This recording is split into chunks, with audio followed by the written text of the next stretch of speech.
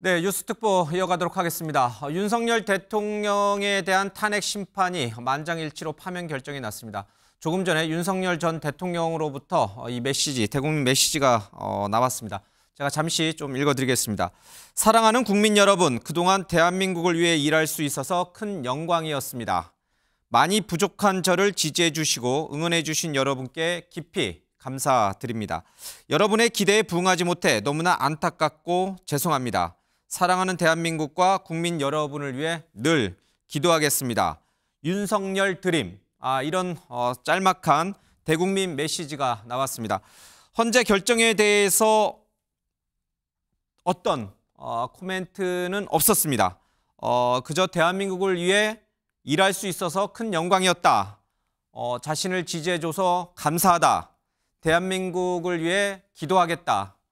기대에 부응하지 못해서 너무 안타깝고 송구하다. 이런 입장을 윤석열 전 대통령이 내놨습니다.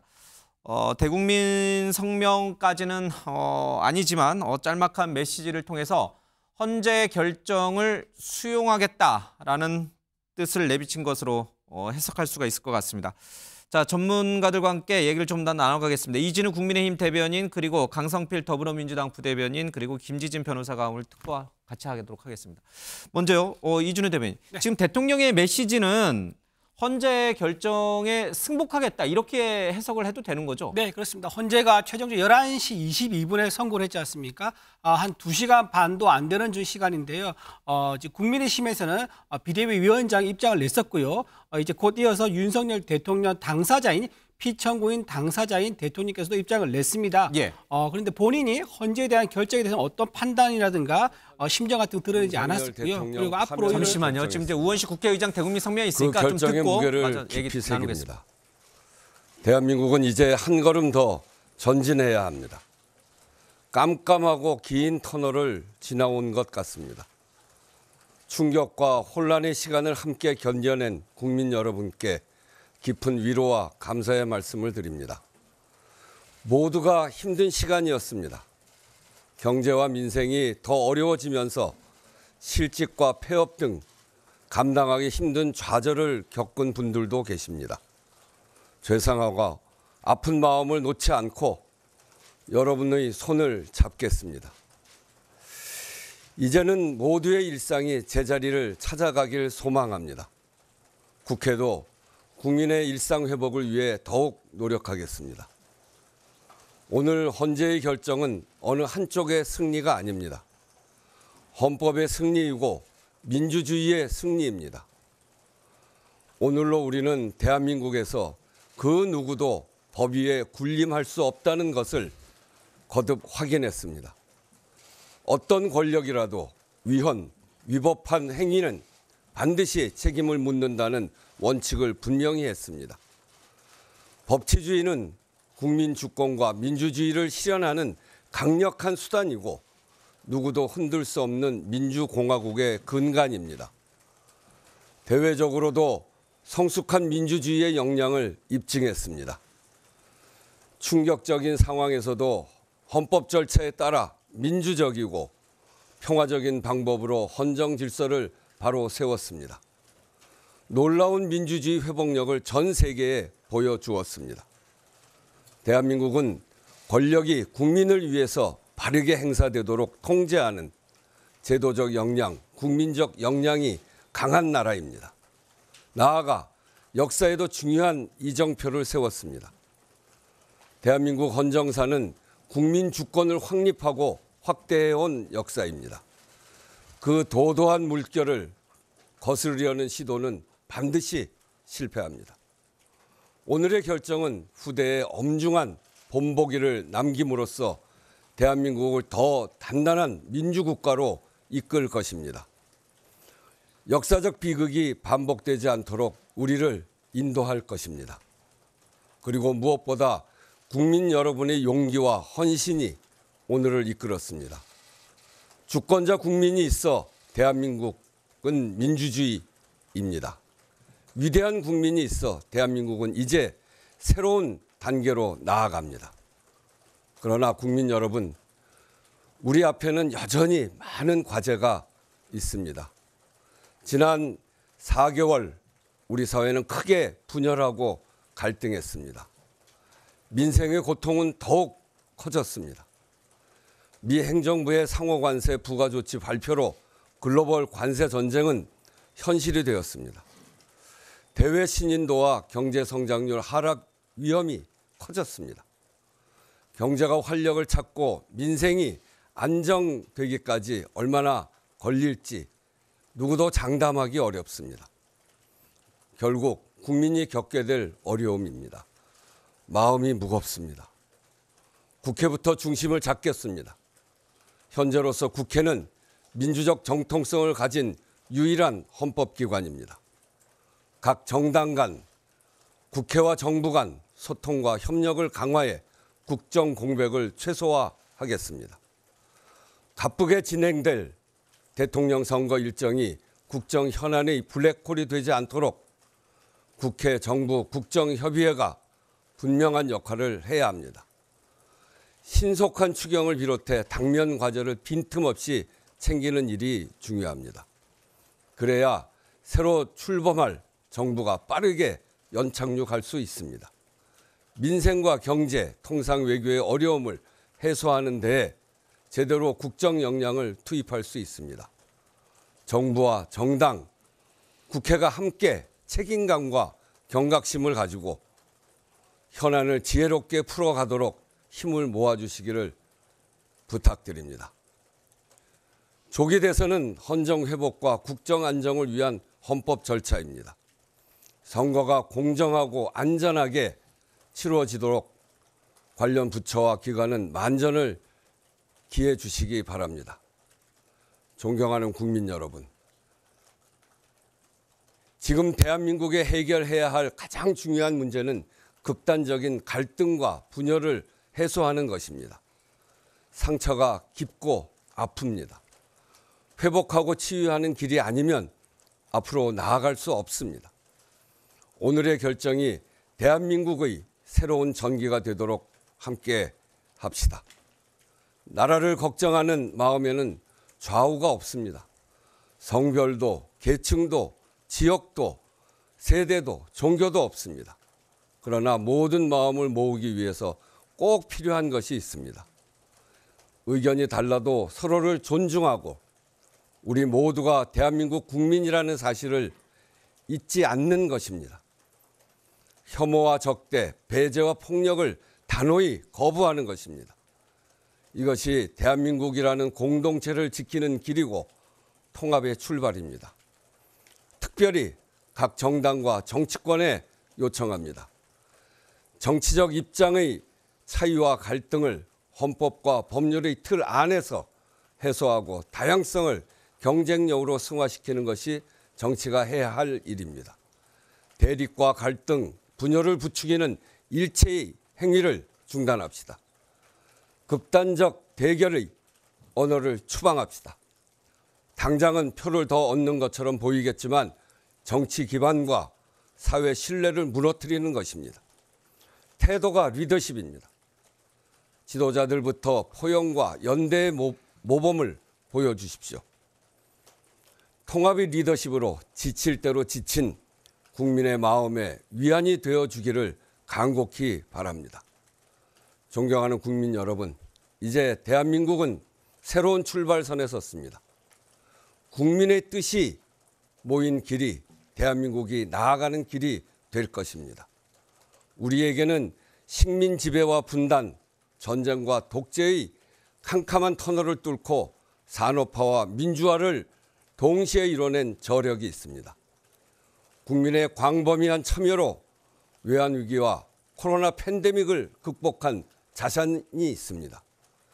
세계가 놀란 민주주의 역량, 위기 극복 역량, 그것이 우리 안에 있습니다.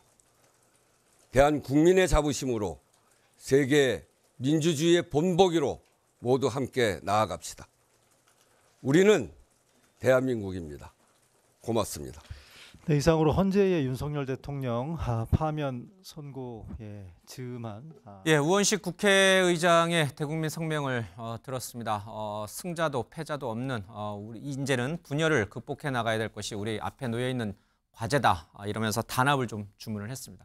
앞서 윤석열 전 대통령의 이 대국 메시지가 나왔다라고 이제 얘기를 했는데 이준희 의원과 얘기를 대변인과 얘기를 조금 더 이어가겠습니다. 그러니까 그러니까 위대한 승복이에요, 그렇죠? 지금 이제 우원식 국회의장도 얘기했지만, 그렇죠. 뭐 대통령이 탄핵되는 국가적으로 불행한 이 사태에 대해서 승자가 어디 있고 패자가 어디 있겠습니까, 그렇죠? 이제 분열된 국론을 하나로 모으고 다시 대한민국을 위해서 우리가 좀 일었을 때다. 그런 맥락에서 윤석열 전 대통령의 이 메시지도 승복을 의미하는 메시지가 나왔다. 이렇게 해석을 하는 게 맞는 거죠. 그렇죠. 윤석열 대통령이 숭고한 승복을 선언했다. 저는 이렇게 평가할 수 있을 것 같아요. 만약에 민주당에서 많은 이제 좀 우려를 했었고, 저는 또 그것도 약간 선전선동이었다고 우려를 좀 표하고 싶지만, 어쨌든 민주당에서는요, 윤석열 대통령이 이거를 불복하면서 관제에서 나오지 않으면 어떡할 것이냐 등등의 여러 가지 얘기를 좀 있었습니다.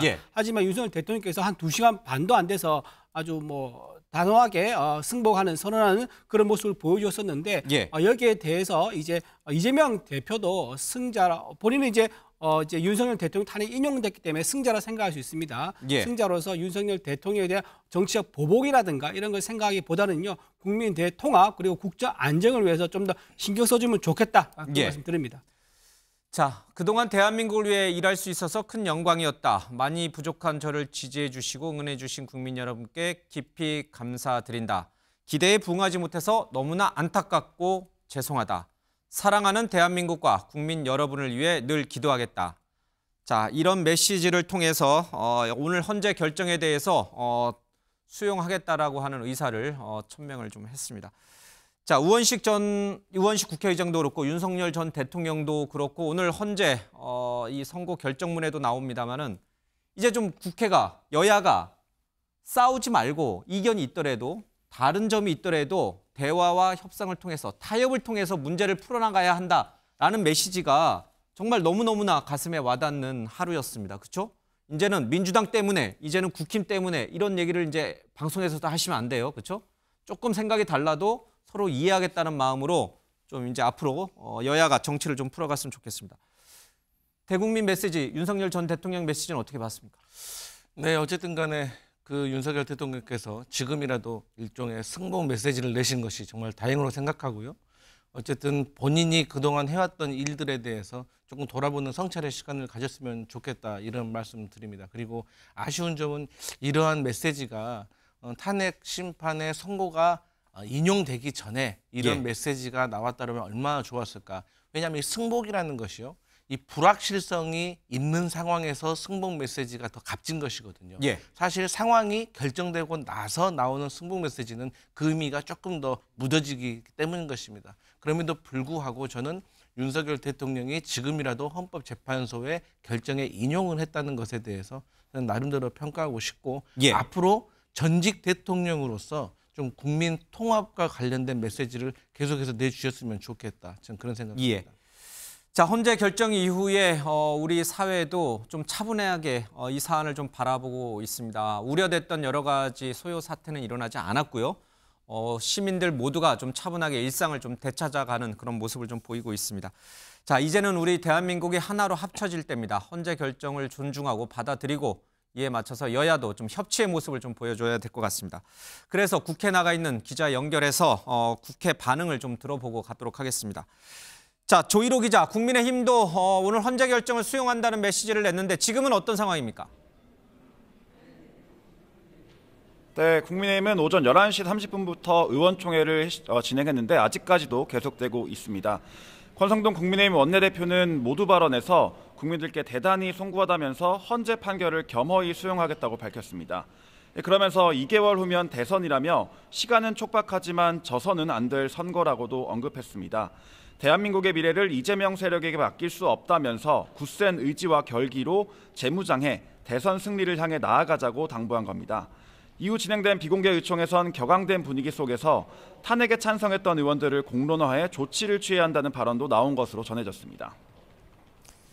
자, 민주당은 뭔가 조금 이렇게 자세를 낮추는 모습인 것 같은데 민주당도 비상 의원총회를 수집할 계획인가요? 그렇습니다. 더불어민주당은 잠시 후인 오후 2시 30분부터 의원총회를 열고 향후 전국에 대한 대응책을 논의할 방침입니다. 이에 앞서 이재명 대표는 입장을 내고 위대한 국민들이 위대한 민주공화국 대한민국을 되찾아 주셨다며 감사를 표했습니다. 또 현직 대통령이 두 번째로 탄핵된 건 다시 없어야 할 대한민국 헌정사의 비극이라고도 지적했는데요. 더 이상 헌정 파괴라는 비극이 반복되지 않도록 최선을 다하겠다고도 덧붙였습니다. 또 이제부터 진짜 대한민국이 시작된다며 민주주의 회복을 강조하기도 했습니다. 지금까지 국회에서 MBN 뉴스 조희로입니다. 윤석열 전 대통령 그리고 우원식 국회의장에 이어서 앞으로 조기 대선 일정을 관리하게 될 한덕수 대통령 권한대행 총리입니다. 이 한덕수 권한대행도 이제는 우리가 좀 단합을 할 때다라고 하는 국민 메시지를 좀 내놨습니다. 정부 서울청사에 나가 있는 김세희 기자 연결을 해서 지금 총리실 분위기는 어떤지 들어보겠습니다. 김세희 기자 전해주시죠. 네, 한덕수 대통령 권한대행은 선고가 난 23분 후 바로 담화를 발표했습니다. 한 권한대행은 사상 두 번째로 현직 국가 원수 탄핵이 발생한 것에 대해 무겁게 생각한다고 밝혔습니다. 이어 대통령 권한대행으로 국민이 불안해하는 일이 없도록 치안 질서를 확립하고 재난에 철저히 대비하겠다고 밝혔습니다. 담화에 앞서 치안 관련 재난 안전 상황실을 방문해서 긴급 지시를 내리기도 했는데요. 경찰청에는 집회 시위 과정에서 발생할 수 있는 모든 불법 행위에 무관용 원칙으로 엄정하게 대응하라고 지시했습니다. 자, 이제 앞으로 조기 대선이 열리게 됐는데 한덕수 대행이 대선 관리에 책임을 맡고 있습니다. 앞으로 있게 될 선거 일정은 대략적으로 어떻게 됩니까? 현재 상황에선 대선일은 6월 3일이 유력하게 꼽힙니다. 헌법과 공직선거법에 따라 대통령이 거리되면 60일 이내에 후임 대통령을 뽑아야 하기 때문입니다. 한 권한대행은 오는 8일 국무회의에서 대선일을 공고하고 임시 공휴일 지정을 의결할 가능성이 높은 것으로 전해집니다. 주권자인 국민 여러분의 뜻을 받들어 헌법과 법률에 따라 다음 정부가 차질 없이 출범할 수 있도록 자기 대통령 선거 관리에 최선을 다하겠습니다. 한 대행은 대국민 담화 직후 긴급 국무위원 간담회를 열어 60일 안에 치러질 선거가 공명정대하게 치러질 수 있도록 해야 한다고 당부했습니다. 총리실은 2017년 박근혜 전 대통령 탄핵과 같은 과거 사례를 바탕으로 업무를 할 예정인데요. 박 전 대통령 파면 당시 황교안 대통령 권한대행은 탄핵 심판 선고 5일 만에 임시국무회의를 소집해 차기 대선일을 확정했습니다. 지금까지 정부 서울청사에서 MBN 뉴스 김세희입니다. 네, 앞서 윤석열 전 대통령의 이 헌재 결정 수용 메시지를 전해드렸는데 오늘 헌재 선고 정확하게 직후인지 아니면 선고 전인지는 확인되지 않고 있습니다만은 한남동 관저에서 산책하는 윤석열 전 대통령의 모습이 좀 포착이 됐습니다. 정확하게 산책하는 시간이 언제인지는 확인되진 않았습니다만은 오늘 헌재 선고를 지켜보던 도중 또는 직후에 아마도 산책에 나서지 않았을까. 선고 전에, 결정 전에 산책을 나서기는 사실 어렵거든요. 그렇죠? 네. 예, 왜냐하면 굉장히 긴장된 상태에서 헌재 결정을 TV를 통해서 생중계를 지켜봐야 되는 입장이기 때문에 아마 이제 유추하건대 선고 직후에 대국민 메시지를 작성하는 그런 과정 속에서 나간 게 아닌가 싶은데, 자, 이 시간이 지금 들어온 얘기로 보면 오늘이 아니고 지난 4월 2일 이틀 전입니다. 4월 2일 날 산책하던 그런 모습이라고 합니다. 그러니까 오늘 사진은 아니네요. 그렇죠? 예, 뭐 이틀 전이니까 그냥 뭐 평일에 매일매일 조금씩 산책할 수 있는 거니까. 그렇죠? 저 사진 자체가 오늘 헌재 선고와는 직접적 관련성은 없는 것 같습니다. 좀 다시 한번 좀 설명을 드리겠습니다. 윤석열 전 대통령의 산책하는 한남동 관저에서 산책하는 모습이 나왔는데 이거는 오늘 촬영된 사진이 아니고 지난 2일 날 이틀 전에 산책하던 모습이라고 합니다. 자, 이와 이 사진과는 별개로 오늘 대국민 메시지를 통해서 헌재 결정을 수용하겠다라는 간접적으로나마 수용하겠다라고 하는 그런 대국민 메시지를 내놨기 때문에 향후 전국은 좀 빠르게 안정이 되면서 대선 전국으로 좀 접어들 것으로 예상이 됩니다. 자, 그동안 대한민국을 위해서 일할 수 있어서 큰 영광이었다. 많이 부족한 저를 지지해 주시고 응원해 주신 국민 여러분께 깊이 감사드린다라는 짤막한 메시지를 내놓고 윤석열 전 대통령은 역사상 두 번째 탄핵이 되는 대통령이 됐습니다.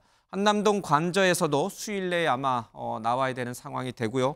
지금 국방부와 외교부 전 세계 공간에서도 윤석열 전 대통령의 사진이 모두 철거가 돼서 소각되고 있다고 합니다. 헌재 파면 결정 즉시 전 대통령이 되기 때문에 군대라든지 국방부라든지 또 외교 이 공간에서는 당연히 대통령 사진을 내려야 되기 때문에 법으로 정해져 있으니까 그렇죠? 그렇죠. 예, 윤 전 대통령의 사진이 철거되고 소각이 되고 있다고 합니다.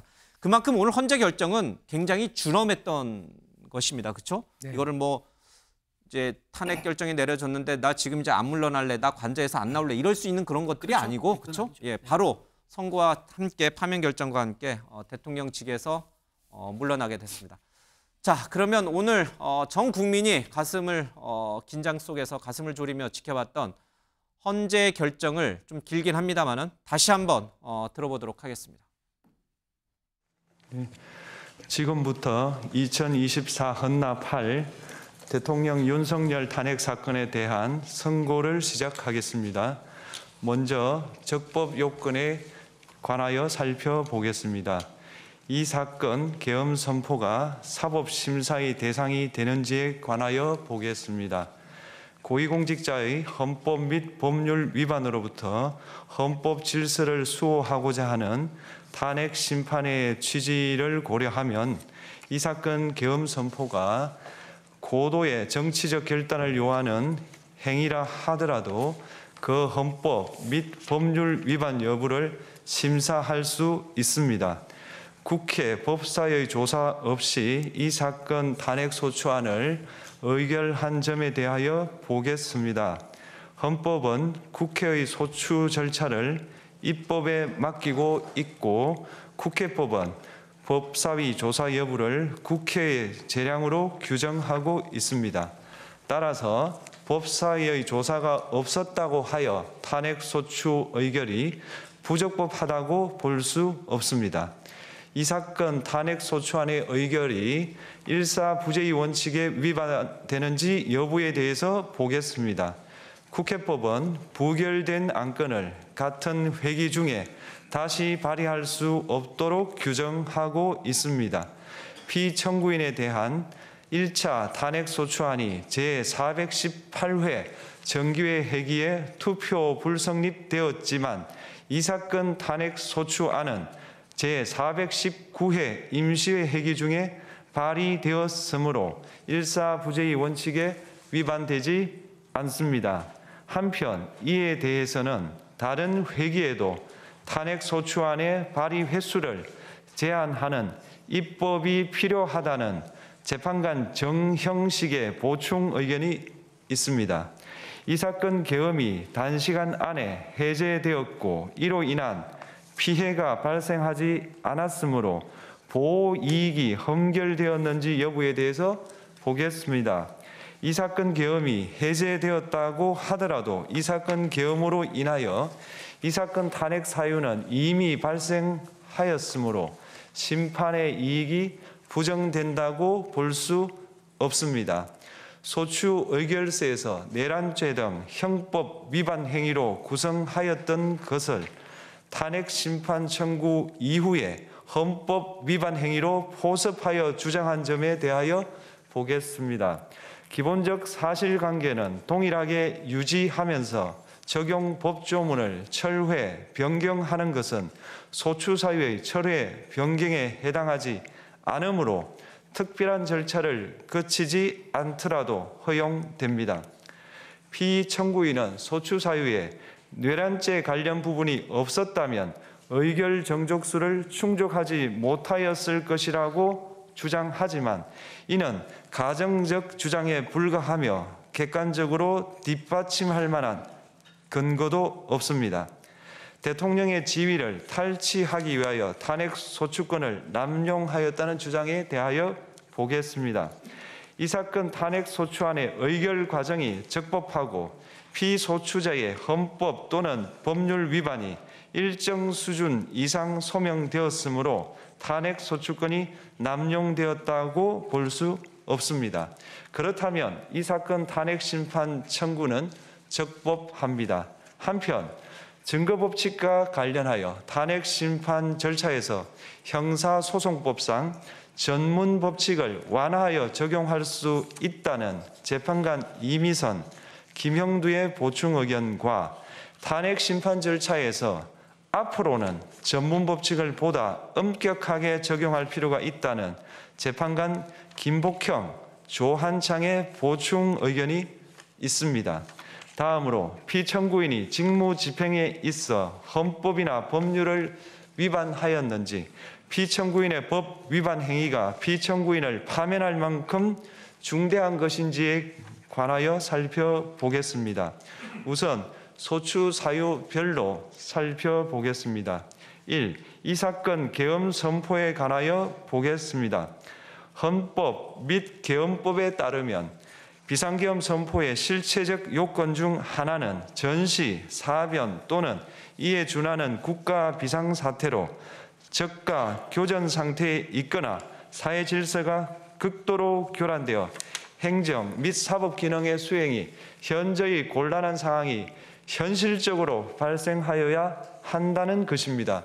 피청구인은 야당이 다수 의석을 차지한 국회의 이례적인 탄핵소추 추진, 일방적인 입법권 행사 및 예산 삭감 시도 등의 전횡으로 인하여 위와 같은 중대한 위기사항이 발생하였다고 주장합니다. 피청구인의 취임 후 이 사건 계엄 선포 전까지 국회는 행안부 장관, 검사, 방통위위원장, 감사원장 등에 대하여 총 22건의 탄핵소추안을 발의하였습니다. 이는 국회가 탄핵소추 사유의 위헌, 위법성에 대해 숙고하지 않은 채 법 위반의 의혹에만 근거하여 탄핵심판 제도를 정부에 대한 정치적 압박 수단으로 이용하였다는 우려를 낳았습니다. 그러나 이 사건 계엄 선포 당시에는 검사 1인 및 방통위위원장에 대한 탄핵 심판 절차만이 진행 중이었습니다. 피청구인이 야당이 일방적으로 통과시켜 문제가 있다고 주장하는 법률안들은 피청구인이 제의를 요구하거나 공포를 보류하여 그 효력이 발생되지 않은 상태였습니다. 2025년도 예산안은 2024년 예산을 집행하고 있었던 이 사건 계엄 선포 당시 상황에 어떠한 영향을 미칠 수 없고 위 예산안에 대하여 국회 예결특위의 의결이 있었을 뿐 본회의의 의결이 있었던 것도 아닙니다. 따라서 국회의 탄핵소추, 입법, 예산안 심의 등의 권한 행사가 이 사건 계엄 선포 당시 중대한 위기 상황을 현실적으로 발생시켰다고 볼 수 없습니다. 국회의 권한 행사가 위법, 부당하더라도 헌법재판소의 탄핵 심판, 피청구인의 법률안 제의 요구 등 평상시 권력 행사 방법으로 대처할 수 있으므로 국가 긴급권의 행사를 정당화할 수 없습니다. 피청구인은 부정선거 의혹을 해소하기 위하여 이 사건 계엄을 선포하였다고도 주장합니다.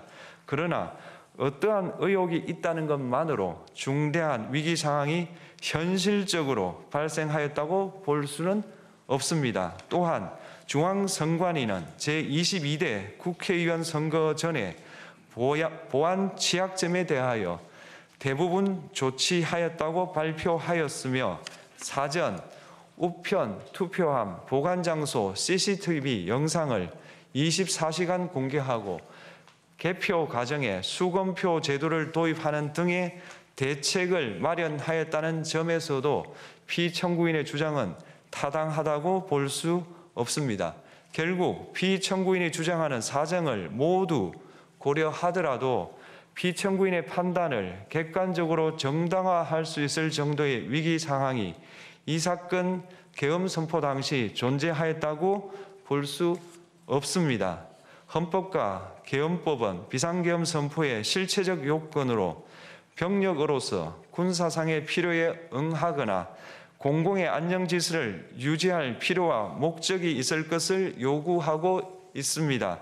그런데 피청구인이 주장하는 국회의 권한 행사로 인한 국정마비 상태나 부정선거 의혹은 정치적, 제도적, 사법적 수단을 통하여 해결하여야 할 문제이지 병력을 동원하여 해결할 수 있는 것이 아닙니다. 피청구인은 이 사건 계엄이 야당의 전횡과 국정위기 상황을 국민에게 알리기 위한 경고성 계엄 또는 호소형 계엄이라고 주장하지만 이는 계엄법이 정한 계엄 선포의 목적이 아닙니다. 또한 피청구인은 계엄 선포에 그치지 아니하고 군경을 동원하여 국회의 권한 행사를 방해하는 등의 헌법 및 법률 위반 행위로 나아갔으므로 경고성 또는 호소형 계엄이라는 피청구인의 주장을 받아들일 수 없습니다. 그렇다면 이 사건 계엄 선포는 비상계엄 선포의 실체적 요건을 위반한 것입니다.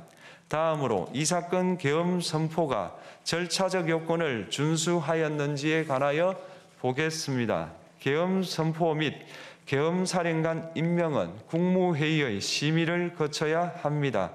피청구인이 이 사건 계엄을 선포하기 직전에 국무총리 및 9명의 국무위원에게 계엄 선포의 취지를 간략히 설명한 사실은 인정됩니다. 그러나 피청구인은 계엄사령관 등 이 사건 계엄의 구체적인 내용을 설명하지 않았고 다른 구성원들에게 의견을 진술할 기회를 부여하지 않은 점을 고려하면 이 사건 계엄 선포에 관한 심의가 이루어졌다고 보기도 어렵습니다. 그 외에도 피청구인은 국무총리와 관계 국무위원이 비상계엄 선포문에 부서하지 않았음에도 이 사건 계엄을 선포하였고 그 시행 일시, 시행 지역 및 계엄사령관을 공고하지 않았으며 지체 없이 국회에 통고하지도 않았으므로 헌법 및 계엄법이 정한 비상계엄 선포의 절차적 요건을 위반하였습니다. 2. 국회에 대한 군경 투입에 관하여 보겠습니다. 피청구인은 국방부 장관에게 국회에 군대를 투입할 것을 지시하였습니다. 이에 군인들은 헬기 등을 이용하여 국회 경내로 진입하였고 일부는 유리창을 깨고 본관 내부로 들어가기도 하였습니다. 피청구인은 육군 특수전 사령관 등에게 의결 정족수가 채워지지 않은 것 같으니 문을 부수고 들어가서 안에 있는 인원들을 끄집어내라는 등의 지시를 하였습니다. 또한 피청구인은 경찰청장에게 계엄사령관을 통하여 이 사건 포고령의 내용을 알려주고 직접 6차례 전화를 하기도 하였습니다. 이에 경찰청장은 국회 출입을 전면 차단하도록 하였습니다. 이로 인하여 국회로 모이고 있던 국회의원들 중 일부는 담장을 넘어가야 했거나 아예 들어가지 못하였습니다. 한편 국방부 장관은 필요시 체포할 목적으로 국군 방첩사령관에게 국회의장, 각 정당 대표 등 14명의 위치를 확인하라고 지시하였습니다. 피청구인은 국가정보원 1차장에게 전화하여 국군 방첩사령부를 지원하라고 하였고 국군 방첩사령관은 국가정보원 1차장에게 위 사람들에 대한 위치 확인을 요청하였습니다. 이와 같이 피청구인은 군경을 투입하여 국회의원의 국회 출입을 통제하는 한편 이들을 끌어내라고 지시함으로써 국회의 권한 행사를 방해하였으므로 국회에 계엄 해제 요구권을 부여한 헌법 조항을 위반하였고 국회의원의 심의 표결권, 불체포 특권을 침해하였습니다. 또한 각 정당의 대표 등에 대한 위치 확인 시도에 관여함으로써 정당 활동의 자유를 침해하였습니다. 피청구인은 국회의 권한 행사를 막는 등 정치적 목적으로 병력을 투입함으로써 국가안전보장과 국토방위를 사명으로 하여 나라를 위해 봉사하여 온 군인들이 일반 시민들과 대치하도록 만들었습니다. 이에 피청구인은 국군의 정치적 중립성을 침해하고 헌법에 따른 국군 통수 의무를 위반하였습니다. 3. 이 사건 포고령 발령에 관하여 보겠습니다. 피청구인은 이 사건 포고령을 통하여 국회, 지방의회, 정당의 활동을 금지함으로써 국회에 계엄 해제 요구권을 부여한 헌법조항, 정당 제도를 규정한 헌법조항, 대의민주주의 권력 분리 원칙을 위반하였습니다. 비상계엄 하에서 기본권을 제한하기 위한 요건을 정한 헌법 및 계엄법 조항, 영장주의를 위반하여 국민의 정치적 기본권, 단체 행동권, 직업의 자유를 침해하였습니다. 감사의 인사를 올립니다.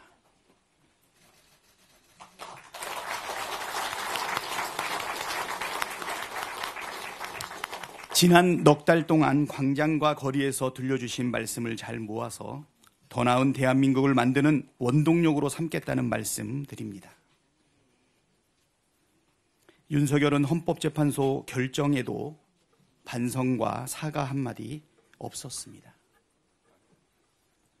국민을 향해 총뿌리를 들이댄 죗값, 헌법 파괴로 나라를 위기로 내몬 죗값은 반드시 치러야 될 것입니다. 국민의힘은 윤석열을 비호하고 내란에 동조하며 국가적 위기와 사회적 혼란을 키울 씻을 수 없는 큰 책임도 있습니다.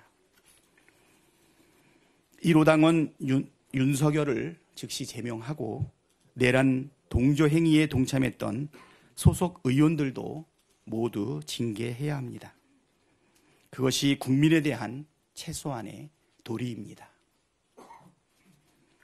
아울러 헌정붕괴 위기 앞에서 국민과 함께 싸워오신 우리 의원님들께도 진심으로 감사드리며 고생하시고 수고하셨다는 말씀드립니다. 윤석열이 파면됐다고 해서 다 끝난 것이 아닙니다. 국회가 국민의 헌신에 책임 있게 응답해야 합니다. 민주당이 해야 할 일이 많습니다. 헌정 질서가 무너지고 민주주의가 흔들리면 경제도 흔들린다는 것을 우리는 지난 넉 달간 뼈저리게 확인했습니다. 국민의 일상이 위협받지 않고 자유와 평화를 누리는 나라, 흔들리지 않는 민주주의를 만들어가는 것이 우리에게 주어진 책무입니다. 내란으로 인한 상처를 치유하고 회복과 성장을 향해 나아가야 합니다. 내란의 잔불도 확실하게 꺼야 합니다. 우리 의원님들께서 앞으로도 책임감 있게 나서주시길 당부드리고 또 그렇게 해주실 것이라 믿습니다. 국민이 일군 빛의 혁명을 완수하는 것이 더불어민주당의 책무입니다. 국민이 지켜낸 민주주의, 더불어민주당이 더욱 단단히 지키겠습니다. 국민의 삶을 돌보고 더 나은 나라를 만들기 위해 최선을 다하겠습니다. 빛나는 역사를 써주신 국민 여러분께 다시 한번 감사드립니다. 고맙습니다.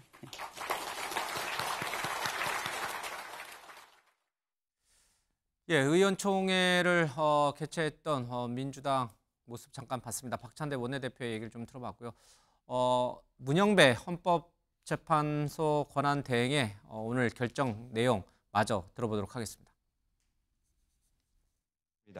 피청구인은 국방부 장관에게 병력을 동원하여 선관위의 전산 시스템을 점검하라고 지시하였습니다. 이에 따라 중앙선관위 청사에 투입된 병력은 출입 통제를 하면서 당직자들의 휴대전화를 압수하고 전산 시스템을 촬영하였습니다.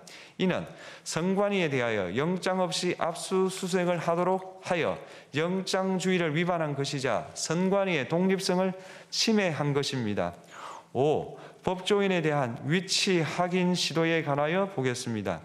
앞서 말씀드린 바와 같이 피청구인은 필요시 체포할 목적으로 행해진 위치 확인 시도에 관여하였는데 그 대상에는 퇴임한 지 얼마 되지 않은 전 대법원장 및 전 대법관도 포함되어 있었습니다. 이는 현직 법관들로 하여금 언제든지 행정부에 의한 체포 대상이 될 수 있다는 압력을 받게 함으로 사법권의 독립을 침해한 것입니다. 지금까지 살펴본 피청구인의 법 위반 행위가 피청구인을 파면할 만큼 중대한 것인지 관하여 보겠습니다. 피청구인은 국회와의 대립사항을 타개할 목적으로 이 사건 계엄을 선포한 후 군경을 투입시켜 국회의 헌법상 권한 행사를 방해함으로써 국민 주권주의 및 민주주의를 부정하고 병력을 투입시켜 중앙선관위를 압수수색하도록 하는 등 헌법이 정한 통치구조를 무시하였으며 이 사건 포고령을 발령함으로써 국민의 기본권을 광범위하게 침해하였습니다. 이러한 행위는 법치국가 원리와 민주국가 원리의 기본 원칙들을 위반한 것으로 그 자체로 헌법 질서를 침해하고 민주공화정의 안정성에 심각한 위해를 끼쳤습니다. 한편 국회가 신속하게 비상계엄 해제 요구를 결의할 수 있었던 것은 시민들의 저항과 군경의 소극적인 임무 수행 덕분이었으므로 이는 피청구인의 법 위반에 대한 중대성 판단에 영향을 미치지 않습니다. 대통령의 권한은 어디까지나 헌법에 의하여 부여받은 것입니다. 피청구인은 가장 신중히 행사되어야 할 권한인 국가 긴급권을 헌법에서 정한 한계를 벗어나 행사하여 대통령으로서의 권한 행사에 대한 불신을 초래하였습니다. 피청구인이 취임한 이래 야당이 주도하고 이례적으로 많은 탄핵 소추로 인하여 여러 고위공직자의 권한 행사가 탄핵 심판 중 정지되었습니다. 2025년도 예산안에 관하여 헌정사상 최초로 국회 예산결산특별위원회에서 정액 없이 감액에 대해서만 야당 단독으로 의결하였습니다. 피청구인이 수립한 주요 정책들은 야당의 반대로 시행될 수 없었고 야당은 정부가 반대하는 법률안들을 일방적으로 통과시켜 피청구인의 제의 요구와 국회의 법률안 의결이 반복되기도 하였습니다.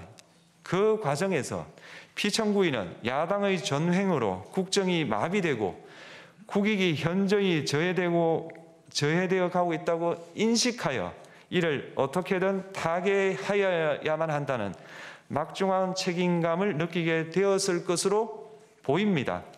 피청구인이 국회의 권한 행사가 권력 남용이라거나 국정 마비를 초래하는 행위라고 판단한 것은 정치적으로 존중되어야 합니다.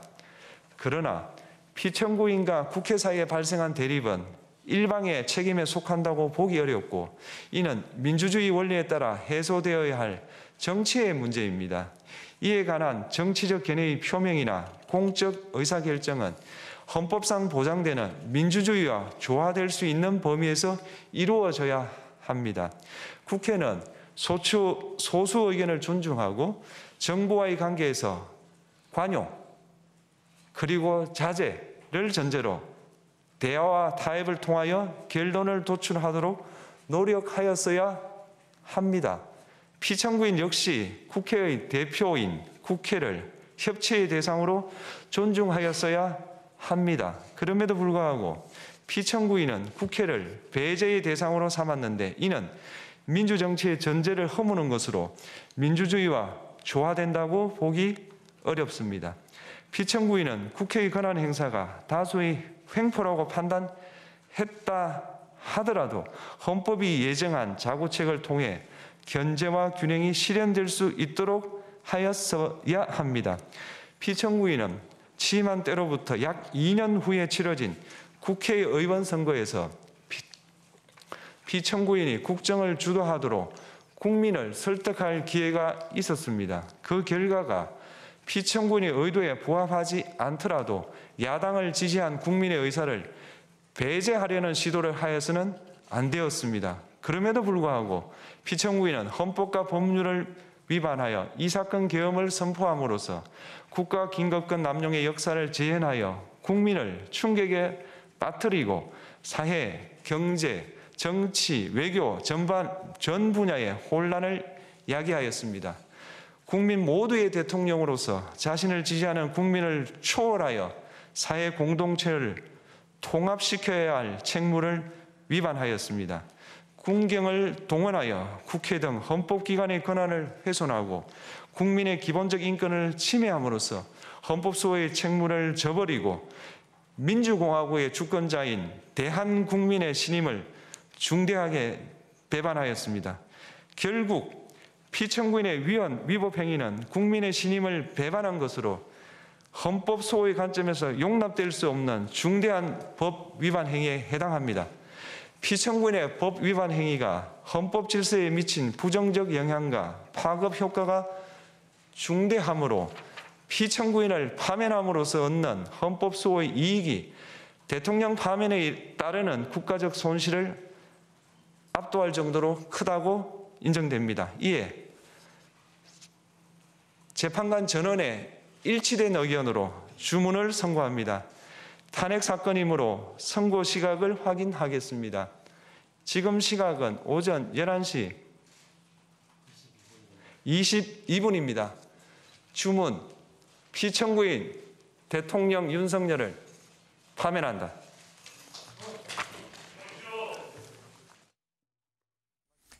예, 문영배 헌법재판소장 권한대행에 오늘 오전 11시에 있었던 윤석열 대통령 탄핵 선고와 관련된 판결 내용을, 결정문 내용을 직접 다시 한번 좀 들어봤습니다.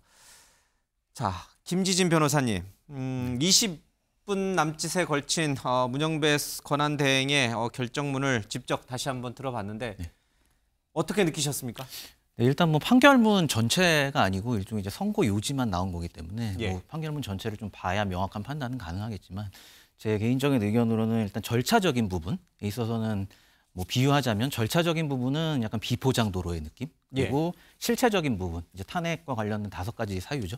있어서는 거의 고속도로에 가까웠다. 저는 이렇게 좀 비유를 하고 싶은데요. 예, 왜냐하면 절차적인 부분에 있어서는 이 판결문을 확인은 안 했지만 선거 요지만 보더라도 약간 재판관들 사이에 좀 이견이 있었던 걸 충분히 좀 감지할 수가 있었습니다. 뭐 예를 들어서 뭐 전문 법칙과 관련된 부분도 뭐 일정 부분 다른 의견이 좀 있었던 것 같고, 그리고 일사부재리와 관련된 내용도 이게 회기가 달라진다고 해서 지금 이제 어쨌든 일사부재리 원칙에 반하지 않는다 이렇게 판단을 했지만, 그렇게 치면 사실 임시회는 횟수에 제한이 없습니다. 그래서 이렇게 회기를 기준으로 어떻게 일사부재리 원칙을 판단한다는 건 좀 문제가 있다. 이런 내용도 이미 드러났고요. 그리고 뭐 기존에도 많이 나왔지만 이제 형법상 내란죄를 이제 적용법죄에서 뺀 부분, 이 부분 일종의 뭐 형사상 공소장 변경에 해당하는 부분이 굉장히 중요한데, 이 부분에 있어서도 분명히 어떤 좀 논란이 있었던 것 같아요. 자세히 이제 설명이 된 거 보면. 그래서 아마 소수 의견에 비록 이제 인용 의견이 나왔지만 전원 일치로 이 소수 의견에는 이 별개의 의견으로서 이런 부분이 좀 적시되지 않을까 싶고요.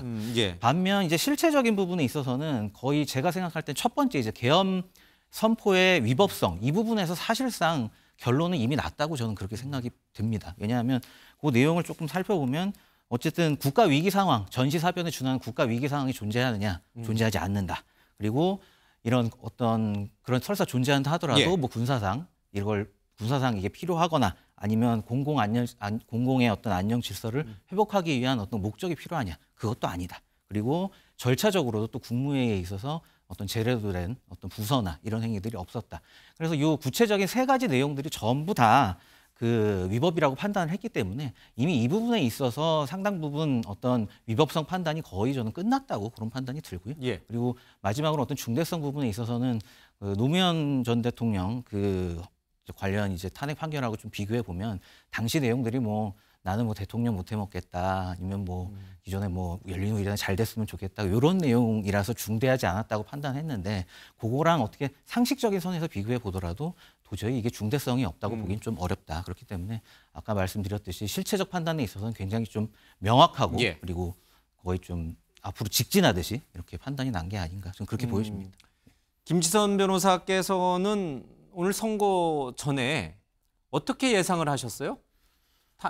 기각, 인용, 각하 이거를 어떻게 예상을 하셨어요? 물론 뭐 제 개인적인 의견이라서 이거 뭐 함부로 밝히기가 좀 그렇습니까? 조금 어렵긴 끝났는데도 한데. 밝히기 그렇습니까? 아닙니다. 뭐 그건 아닌데 일단 절차적인 부분에 있어서 문제가 있다는 인식은 저도 항상 같이 하고 있었습니다. 다만 근데 뭐 나중에 말씀드려도 되지만 헌재의 어떤 역할이라는 게 지금 만장일치로 어쨌든 결론이 났잖아요. 예. 결국 헌법 교과서에 나오는 내용이지만 헌재의 역할 중에 하나가 정치 순화적인 기능이 있습니다. 결국에는 계속해서 어떤 우리 사회가 지금 둘로 갈라져서 뭐 극단의 어떤 대립으로 치닫는 이런 상황을 어떻게든 타개를 해야 하기 때문에 예. 이런 부분에 있어서는 분명 헌재가 일정 부분 전원일치로 어떤 결론을 낼 거다. 이런 부분에 있어서는 저도 개인적으로 예상을 했었고 만약에 그렇다면 아까 말씀드렸듯이 실체 판단에 있어서는 거침이 없다고 말씀드렸잖아요. 예. 그런 부분에 있어서 제 개인적으로는 전원일치로 인용 결정이 나오지 않을까 조심스럽게 예측은 했었습니다. 예. 그 예측이 맞았던 거군요. 예. 그러니까 8대 0으로 예측한 사람들이 있었고 그러나 계속 선고의 날짜 잡히는 게 늦어지면서 이거 뭔가 재판관들 사이에 이견이 도출된 거 아니냐. 네. 그래서 5대 3, 뭐 4대 4 또는 3대 5 뭐 이런 식으로 기각 또는 각하 결정이 나올 것이다라는 얘기들도 제법 많이 나왔습니다. 그리고 4월 18일 문영배 이미선 재판관의 이 퇴임 이후에까지로 밀릴 수도 있다. 이런 전망도 있었는데 다 틀렸어요. 그렇죠? 그렇죠. 근데 그런 주장들은 사실은 국민의힘과 보수층 내에서 많이 나왔습니다. 혹시 우리 이 대변인께서도 그런 쪽에 입장이 있었습니까? 저는 이제 최종 변론 이후에 한 38일 걸렸습니다. 그런데 상당한 이제 들린 얘기가 5대 3에서 진척이 없는 상태가 고착화되고 있다. 이런 이제 얘기가 많이 돌았었습니다. 돌았었고 예. 지난주만 하더라도 이제 5대 3 대드락설이 돌았었죠. 그리고 그 이어서 다음 날 주요 언론사가 다 보도를 했었습니다. 제가 보기에는 5대 3 이 구조로 상당한 기간 유지가 된 것 같아요. 유지가 된 것 같은데 방금 변호사님 말씀하신 것처럼 헌재의 기능 중에서 정치 순화 기능이 있다 보니까 그러면 5대 3을 어떻게 6대 2로 바꾸거나 7대 1, 8대 0으로 바꾸는 과정, 이 과정 속에서 시간이 걸렸던 거다라고 지금 해석할 수밖에 없는 상황이 온 거예요. 그리고 실제로 뭐 고성이 나왔던 얘기가 있었지 않습니까? 그 고성이라는 게 5대 3 또는 6대 2에서 결론을 내자라는 얘기가 아마 오갔을 것 같고 여기서 아마 전체 재판을 지휘하고 있는 문영배 소장 대행이 강력하게 8대 0의 전원 일치의 의견을 아마 주장했을 거고 결국은 그를 수용하는데 좀 시간이 걸렸기 때문에 38일이라는 시간이 걸렸지 않겠느냐. 상당히 정치적 판단이 많이 들어갔다고 생각을 하고요. 또 하나 좀 우려스러운 좀 하나 말씀드리면 물론 이제 결론을 존중을 합니다. 다만 지금 이제 야당이 이제 제기했던 민주당에서 제기했던 여러 가지 문제에 대해서 전부 다 문제가 없이 다 수용을 했단 말이에요. 예. 그럼 이게 무슨 문제가 생기냐면요. 만약에 여소야대 상황이 되면요. 야당에서 이런 제왕적 의회 권력을 행사할 때 그러면 과연 제한이 없느냐. 제왕적 의회 권력을 아무거나 다 할 수 있다. 예. 무제한으로 할 수 있다는 면허증을 혹시 준 게 아니겠느냐. 이런 헌재의 이제 판단도 이제 들 수 있거든요. 이건 또 굉장히 또 좀 뭔가 이제 세부적으로 들어가면 별개의 의견이라든가 각하나 기각 의견이 좀 포함돼 있었으면 좋았을 건데 그런 거 전혀 없이 일치된 의견이 나오는 바람에 야당이 가지고 있는 제왕적 의회 권력에 대한 폭거 이게 면허증으로 비춰질 수가 있어서 그 부분 굉장히 우려스럽다 이렇게 말씀드립니다. 전혀 없는 건 아닌 것 같습니다. 이 결정문 요지를 보면은 국회는 이렇게 무리하게 탄핵을 남발하거나 뭔가 이 대통령의 국정 운영에 발목을 잡는 것을 해서는 아니한다는 취지의 내용이 분명히 담겨 있어요, 그렇죠? 그러니까 야당의 그런 뭐랄까 대통령 국정 운영을 못하게 하는 고의로 방해하는 그런 것들은 해서는 안 된다라는 내용이 결정문에 담겨 있긴 합니다. 근데 이게 뭐 한 줄 정도 들어가 있는 수준이고 나머지는 안 된다. 그렇죠. 예. 나머지 전부 다 거의 수용한 수준이어서 알겠습니다. 이거는 조금 좀 너무 편중됐다. 좀 이런 생각 듭니다. 알겠습니다. 그러니까 그러니까 지금 전체 전문은 나오지 않아서 어떤 분들이 이제 우리 이 대변인 말씀처럼 아마 이제 대통령 지명이나 또는 국민의힘 지명으로 임명된 재판관들일 가능성이 높아 보이는데 그분들 중에 어떤 분이 끝까지 기각 또는 각하 의견을 갖고 있다가 이제 이진우 대변인 말에 의하면 마지막에 이제 문영배 권한대행의 설득에 이제 8대 0으로 넘어갔다. 이제 이렇게 이제 말씀을 하시는데 그거를 확인할 방법은 있습니까? 전문이 나오면 확인이 가능합니까? 네네. 일단 만장일치로 인용 의견이 나왔다 하더라도요. 그 판결문 전문에 보면 이제 소수 의견이라는 부분을 적시를 할 수 있습니다. 소수 의견은 또 반대 의견하고 별개 의견으로 나뉘는데요. 반대 의견 같은 경우에는 아예 이제 판결 결과에 대해 반대하는 부분이라 아마 이 부분은 없을 것 같고 다만 별개 의견이라는 부분에 그러니까 이제 특히 이제 절차적인 부분 이런 부분에 있어서는 본인이 생각하는 거를 충분히 이제 적시할 수 있고 이런 것들이 나중에 어떻게 보면 하나의 어떤 판결 전체를 바라볼 수 있는 하나의 기준이 또 되기 때문에 예. 아마 판결 전문이 이제 공개가 되게 되면 이런 개별 재판관들이 생각하고 있는 부분, 특히나 지금 만장일치로 인용 의견이 나왔지만 개별 이제 법리적으로는 이러이러한 부분들이 좀 문제가 있다. 이런 부분에 있어서 예. 좀 확인할 수 있는 기회가 될 것 같습니다. 앞서 민주당 의원총회 통해서 박찬대 원내대표가 뭔가 이 논평을 내놓는 걸 저희가 이제 중계해 드렸는데 지금 좀 전에는 이제 국민의힘 의원총회 결과 뭐 탄핵에 찬성했던 의원들에 대해서 어떤 조치를 취하자. 이제 처음에는 굉장히 격앙됐었잖아요. 그냥 탄핵 찬성 의원들을 뭐 당에서 내쫓자 뭐 이런 얘기까지 나왔으니까 오늘은 그러나 그런 얘기는 많이 없었다. 비상의원총회에서 그런 얘기가 좀 나오고 있고 두 번째 이 탄핵 때는 대통령을 배출한 당으로서 뭔가 지도부가 책임지는 모습을 보여야 되는 거 아니냐. 지도부 전 사퇴 뭐 이런 것도 얘기가 나올 법하는데 그 얘기도 논의되지 않았다. 그러니까 국민의힘 지도부도 지금 그렇게 할 때가 아니다. 이제 그렇죠. 조기 대선 국면이니까 빨리 이제 우리 당 추스려서 대선 준비하자 이런 쪽으로 갔다 이렇게 해석하는 거죠. 지금 대통령이 파면된 상태고요. 조기 대선이 확정이 된 상황입니다. 이런 상황에서 누구의 책임이냐, 누구의 탓을 하냐 이게 무슨 의미가 있겠습니까? 지금 당장 내일부터 아마 국민의힘에서는요 당 선관위를 아마 구성을 할 거고요. 예. 다음 주 월요일부터 목요일까지 아마도 후보자 등록을 받을 겁니다. 그렇게 해서 4월 14일, 그러니까 4월 14일부터 11일부터 해가지고요. 예. 한 14일 동안 한 보름 정도 동안 아마 예비 후보, 본 후보 경선을 아마 하게 될 겁니다. 예. 경선을 하고 5월 10일과 11일 이 이틀 사이에 후보자 등록을 하면서 대선이 시작된 거거든요. 지금 6월 3일로 지금 아마 대선 날짜 거의 확정적이기 때문에 예. 아마 이것만 지금 정상적으로 진행하는 거에 당력을 집중해도 사실 여러 가지 복잡한 문제가 많기 때문에 쉽지가 않습니다. 그런 상황에서 과거에 일어난 일에 대해 탓하고 책임 묻는 것은 적절하지 않다라고 생각합니다. 예. 지금 이제 6월 3일이 대선일로 거의 확정적이다라고 했는데 혹시 동의하세요? 아니 뭐 그거야 행정적인 어떤 대통령 예. 그 행정 사무기 때문에 저는 중앙선관위에서 여기에 대해서는 적절히 잘 해결하리라고 봅니다. 예. 그런데 이제 저는요 이 국민의힘이 요즘 들어 새로운 뉴 노멀이 있는 것 같아요.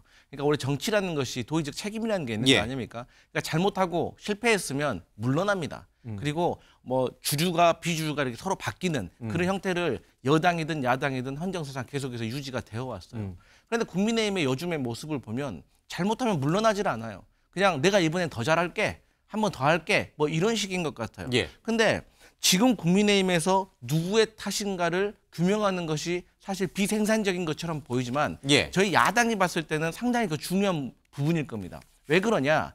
누구의 탓인가를 규명하는 과정 속에서 우리가 어떤 방향으로 잘못 갔는지에 대해서 규명이 자연스럽게 될 것이고 예. 그렇게 되면 당이 앞으로 어떤 방향으로 나가야 될지에 대해서 새로 정립을 할 수가 있는 것이거든요. 예. 그런데 지금까지의 지도부가 뭐 짧긴 하지만 어쨌든 지도부가 대통령이 파면당했는데도 계속 유지가 된다고 한다는 것은 그저 윤석열 대통령의 탄핵이 지금까지도 잘못된 것이다. 우리가 인정할 수 없다라는 시그널로 중도층에게 보일 수밖에 없고 그러면 결국에는 이게 강성 지지층만 보고 정치한다는 비난에 받을 수밖에 없는 것이거든요. 예. 하지만 지도부가 교체되고 사람이 바뀐다는 것은 우리가 다시 전과의 모습과 달리 새로운 모습으로 나가겠다. 이런 모습을 봤을 때 중도층에서도 여기에 대해서 힘을 실어줄 수가 있는 것이고 예. 또 그런 과정 속에서 쉽게 말해서 우리 쥐토끼라고 하잖아요. 쥐토끼들은 계속해서 국민의힘을 지지할 겁니다. 그런 과정 속에서 외연이 확장되는데 그런 것을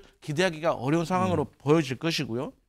그리고 계속해서 이제 이 여소 야대 상황에서 야당의 잦은 탄핵에 대해서 사실 거론을 하고 계시는데 예. 저는 맞습니다. 탄핵이 남발되는 것도 막아야 되죠. 그런데 저는 대통령의 거부권 남발도 같이 동시에 지적이 돼야 된다고 생각을 해요. 알겠습니다. 그래서 이런 모습을 개선해 나가야 된다. 이런 모습 보여주겠습니다. 그러니까 제가 두 분 우리 대변인, 부대변인 말씀을 들으면서 문영배 오늘 권한대행이 오전 11시에 조금 전에 우리가 또 들었습니다만 그 결정문 요지에 나온 얘기를 또 들려드리고 싶습니다. 제가 진짜 읽어드리겠습니다. 두 분 대변인, 부대변인 좀 잘 들어주십시오. 피청구인이 국회의 권한행사가 권력 남용이라거나 국정마비를 초래하는 행위라고 판단하는 것은 정치적으로 존중되어야 합니다. 그러니까 윤석열 대통령이 야당의 발목 잡기로 굉장히 심적 고통을 겪었다. 이거는 정치적으로 존중되어야 한다. 그 얘기는 뭐겠습니까? 야당이 너무했다 이런 뜻이거든요. 그거 인정하셔야 됩니다. 또 하나, 국회는 소수 의견을 존중하고 정부와의 관계에서 관용과 자제를 전제로 대화와 타협을 통하여 결론을 도출하도록 노력하였어야 합니다. 쉽게 말해서 탄핵 남발하지 말고 단독으로 예산은 그렇게 통과시키지 말았어야 한다라고 문영배 권한대행이 지금 일갈하고 있는 겁니다. 그리고 반대로 대통령 쪽에도 피청구인 역시 국민의 대표인 국회를 협치의 대상으로 존중하였어야 합니다라고 문 권한대행이 얘기했거든요. 그러니까 야당을 대화와 타협의 파트너로 인정해야지 무슨 막 짓밟고 막 없애버려야 될 적으로 삼지 말라고 결정문 요지에 나왔습니다. 그렇죠? 자, 그런 맥락에서 보면 국민의힘이 뭐 지도부가 사퇴하든 말든 그건 국민의힘이 알아서 하는 거고, 그렇죠? 민주당이 뭐 어떻게 하든 그거는 민주당이 알아서 할 일이고, 양당 모두 국민을 향해서 정말 대화 타협을 하라고 하는 게 지금 오늘 이 결정문의 핵심 요지인데, 그렇죠? 양당이 서로 또 탓하고 싸우고 그러면 정말 안 됩니다. 그렇죠? 인정하시죠? 인정합니다. 네. 예. 그런데 인정하시죠? 네, 인정하고요. 정치에서 예. 정치의 가장 중요한 목적이 뭐냐면 서로 이해관계가 다를 때 폭력적이지 않은 방법으로 해결하는 거, 이게 바로 정치거든요. 그러니까 감정적으로 상대 그렇죠. 쪽을 너무 이렇게 몰아세우지 않는 이런 논평들을 좀 내놨으면 좋겠습니다. 대변인, 부대변인께서. 알겠습니다. 잘 새겨 듣겠습니다. 예, 서로 존중하는 마음. 그게 네. 오늘 결정문 요지고 세 번째 탄핵되는 대통령, 탄핵되는 정부가 나와서는 안 되는 거 아닙니까? 그럼요. 예. 예, 알겠습니다. 제가 주제 넘게 좀 주제 넘게 했는데 어쨌든 오늘 결정문 요지에 문영배 권한대행이 강하게 말했던 부분이 양쪽을 쳐다보면서, 그렇죠? 공이 소추단 쪽도 쳐다보고 대통령 측도 쳐다보면서 정말 대화 타협을 강조했던 그 맥락을 양당 모두 깊이 좀 새겨들어야 될 때가 아닌가 이런 생각이 좀 듭니다. 조기 대선 얘기가 나와서 이제 잠깐 얘기가 제가 좀 샜는데 6월 3일이 좀 유력하다 이랬는데 일단은 14일까지 4월 14일까지 지금 한덕수 권한대행이 조기 대선 일정을 발표를 해야 되죠. 공고를 그렇습니다. 해야 되죠. 네네. 그러면 60일 안에 해야 되니까, 그렇죠? 네. 조기 대선을 오늘로부터 60일 안이니까 오늘이 4월 4일이니까 6월 3일까지는 해야 되죠. 그렇죠? 네. 그 전에 5월 달에는 못 합니까? 조기 대선을? 60일 안에 이제 하면 되는 건데 예. 60일 꽉 채울 겁니다. 지난번에 박근혜 전 대통령 탄핵 이후에도 대선할 때 60일 꽉 채웠었거든요. 왜냐하면 각 정당이 다 경선이라는 과정을 거쳐야 되는데 경선이 비용도 많이 들고요. 사람도 많이 필요합니다. 또 절차적으로 따져야 될 것도 많고요. 예. 후보자 등록하는 데 시간도 필요하고요. 각종 서류 준비 때문에. 그렇기 때문에 아마 60을 꽉 채우는 그런 일정으로 확정되지 않을까. 그러면 6월 3일이 유력하다 이래 봅니다.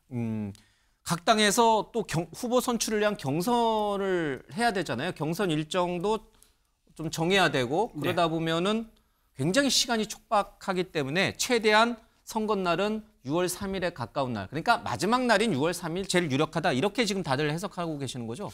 그러니까 이제 지금 고리가 된 상황 60일 이내에 모든 걸 끝내야 되는 거 아니겠습니까? 그러니까 이 60일 자체가 짧은 거예요. 그러니까 60일 자체가 본선거 운동으로 따진다고 하더라도 상당히 촉박한데 여기에 예비 경선도 겹쳐야 되고 또 후보자가 많으면 본경선까지 해야 되는 거 아니겠습니까? 그러니까 저희 민주당 같은 경우도 예비 경선 4일, 본경선은 10일 정도 잡고 있거든요. 그렇기 때문에 벌써 여기에서 15일, 보름 정도가 소요되기 때문에 60일이라는 시간이 상당히 짧기 때문에 아무래도 지난 대선 때도 조기 대선 때도 그랬고 지금도 이 60일을 꽉 채워서 하는 방안이 유력하게 느껴지는 겁니다.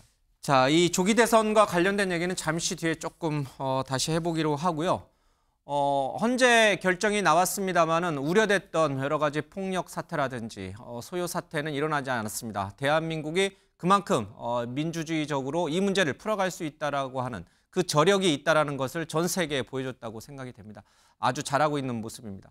자, 그러면요 주요 출입처 기자 연결을 통해서 분위기를 다시 한번 정리하도록 하겠습니다. 먼저 윤 전 대통령의 메시지를 내놨던 이 대통령실 또 한남동 관저 분위기부터 살펴보겠습니다. 자, 전정인 기자가 대통령실에 나가 있는데, 자, 윤 전 대통령이 내놓은 대국민 메시지의 핵심은 뭡니까? 네, 윤 전 대통령은 헌재 선고 2시간 반 만에 변호인단을 통해 입장문을 내놨습니다. 윤 전 대통령은 그동안 대한민국을 위해 일할 수 있어서 큰 영광이었다며 부족한 자신을 지지해주고 깊이 응원해준 국민들에게 깊이 감사드린다고 말했습니다.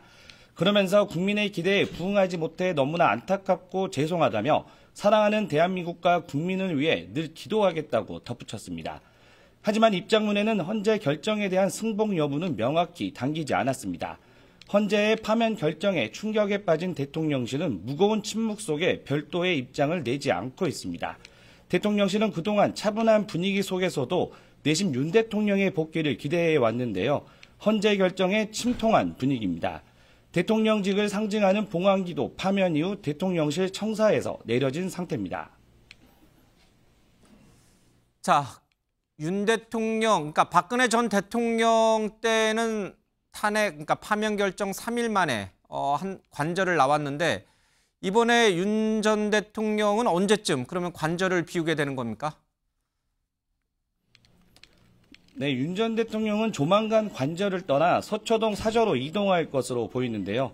다만 신변 정리와 사저 정비 등을 이유로 며칠간 관저에 머물 가능성도 있습니다. 박근혜 전 대통령도 파면 결정 이후 이틀 뒤 청와대 관저를 떠나 삼성동 사저로 복귀했습니다. 파면된 대통령은 경호를 제외하고는 전직 대통령으로서의 예우를 받을 수 없게 되는데요. 연금은 물론 보좌 인력 등 모든 지원을 받을 수 없게 되고 형사상 불소추 특권도 사라집니다. 지금까지 대통령실에서 전해드렸습니다. 예, 헌재 주변에 있던 찬반 양쪽 시위대는 모두 해산을 했습니다마는 이 한남동 대통령 관저 쪽에는 여전히 탄핵에 반대했던 분들이 남아서 오늘 헌재 결정에 대해서 이런저런 얘기들을 나누고 있습니다. 현장에 나가 있는 취재기자 연결해서 현지 분위기 들어보겠습니다. 최민성 기자, 화면을 통해서 보고 있습니다만 아직도 상당한 사람들이 관저 주변에 머물러 있는 것 같습니다. 네, 저는 지금 서울 한남동 대통령 관저 앞에 나와 있습니다.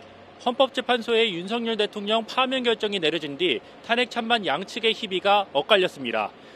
탄핵 찬성 측은 국민이 이겼다, 민주주의 만세를 외치며 감정에 북받쳐 눈물을 흘리기도 했습니다. 탄핵 반대 측은 더 이상 국회와 사법부를 믿을 수 없다며 본격적인 국민 저항에 나서야 한다고 외쳤습니다.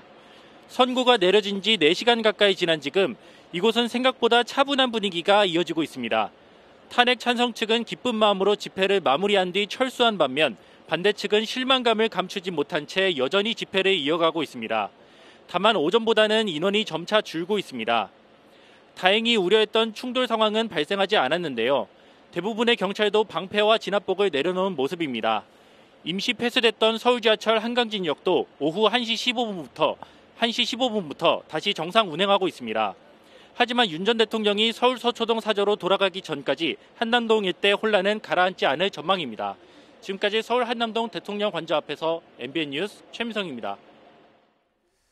예, 김지진 변호사님, 헌재 결정에 대해서 불복하겠다라고 하는 그 여론조사가 사실 직전 여론조사가 뭐 한 40% 됐어요. 그렇죠? 44% 이렇게 됐습니다. 그래서 뭐 탄핵을 찬성하는 쪽이든 반대하는 쪽이든 헌재 결정에 불복하면 어떡하나 이제 이런 걱정이 좀 많이 있었는데 괜찮죠? 지금 우리 성숙한 민주주의 의식을 우리 시민들이 보여주고 있는 거죠? 저 정도면? 네, 맞습니다. 지금 분위기로 봤을 때는 뭐 우려했던 어떤 폭력 사태나 이런 부분은 잘 없고 거의 없고 뭐 상대적으로 좀 조용하게 이제 어떤 분위기가 흘러가는 것으로 보여지고요.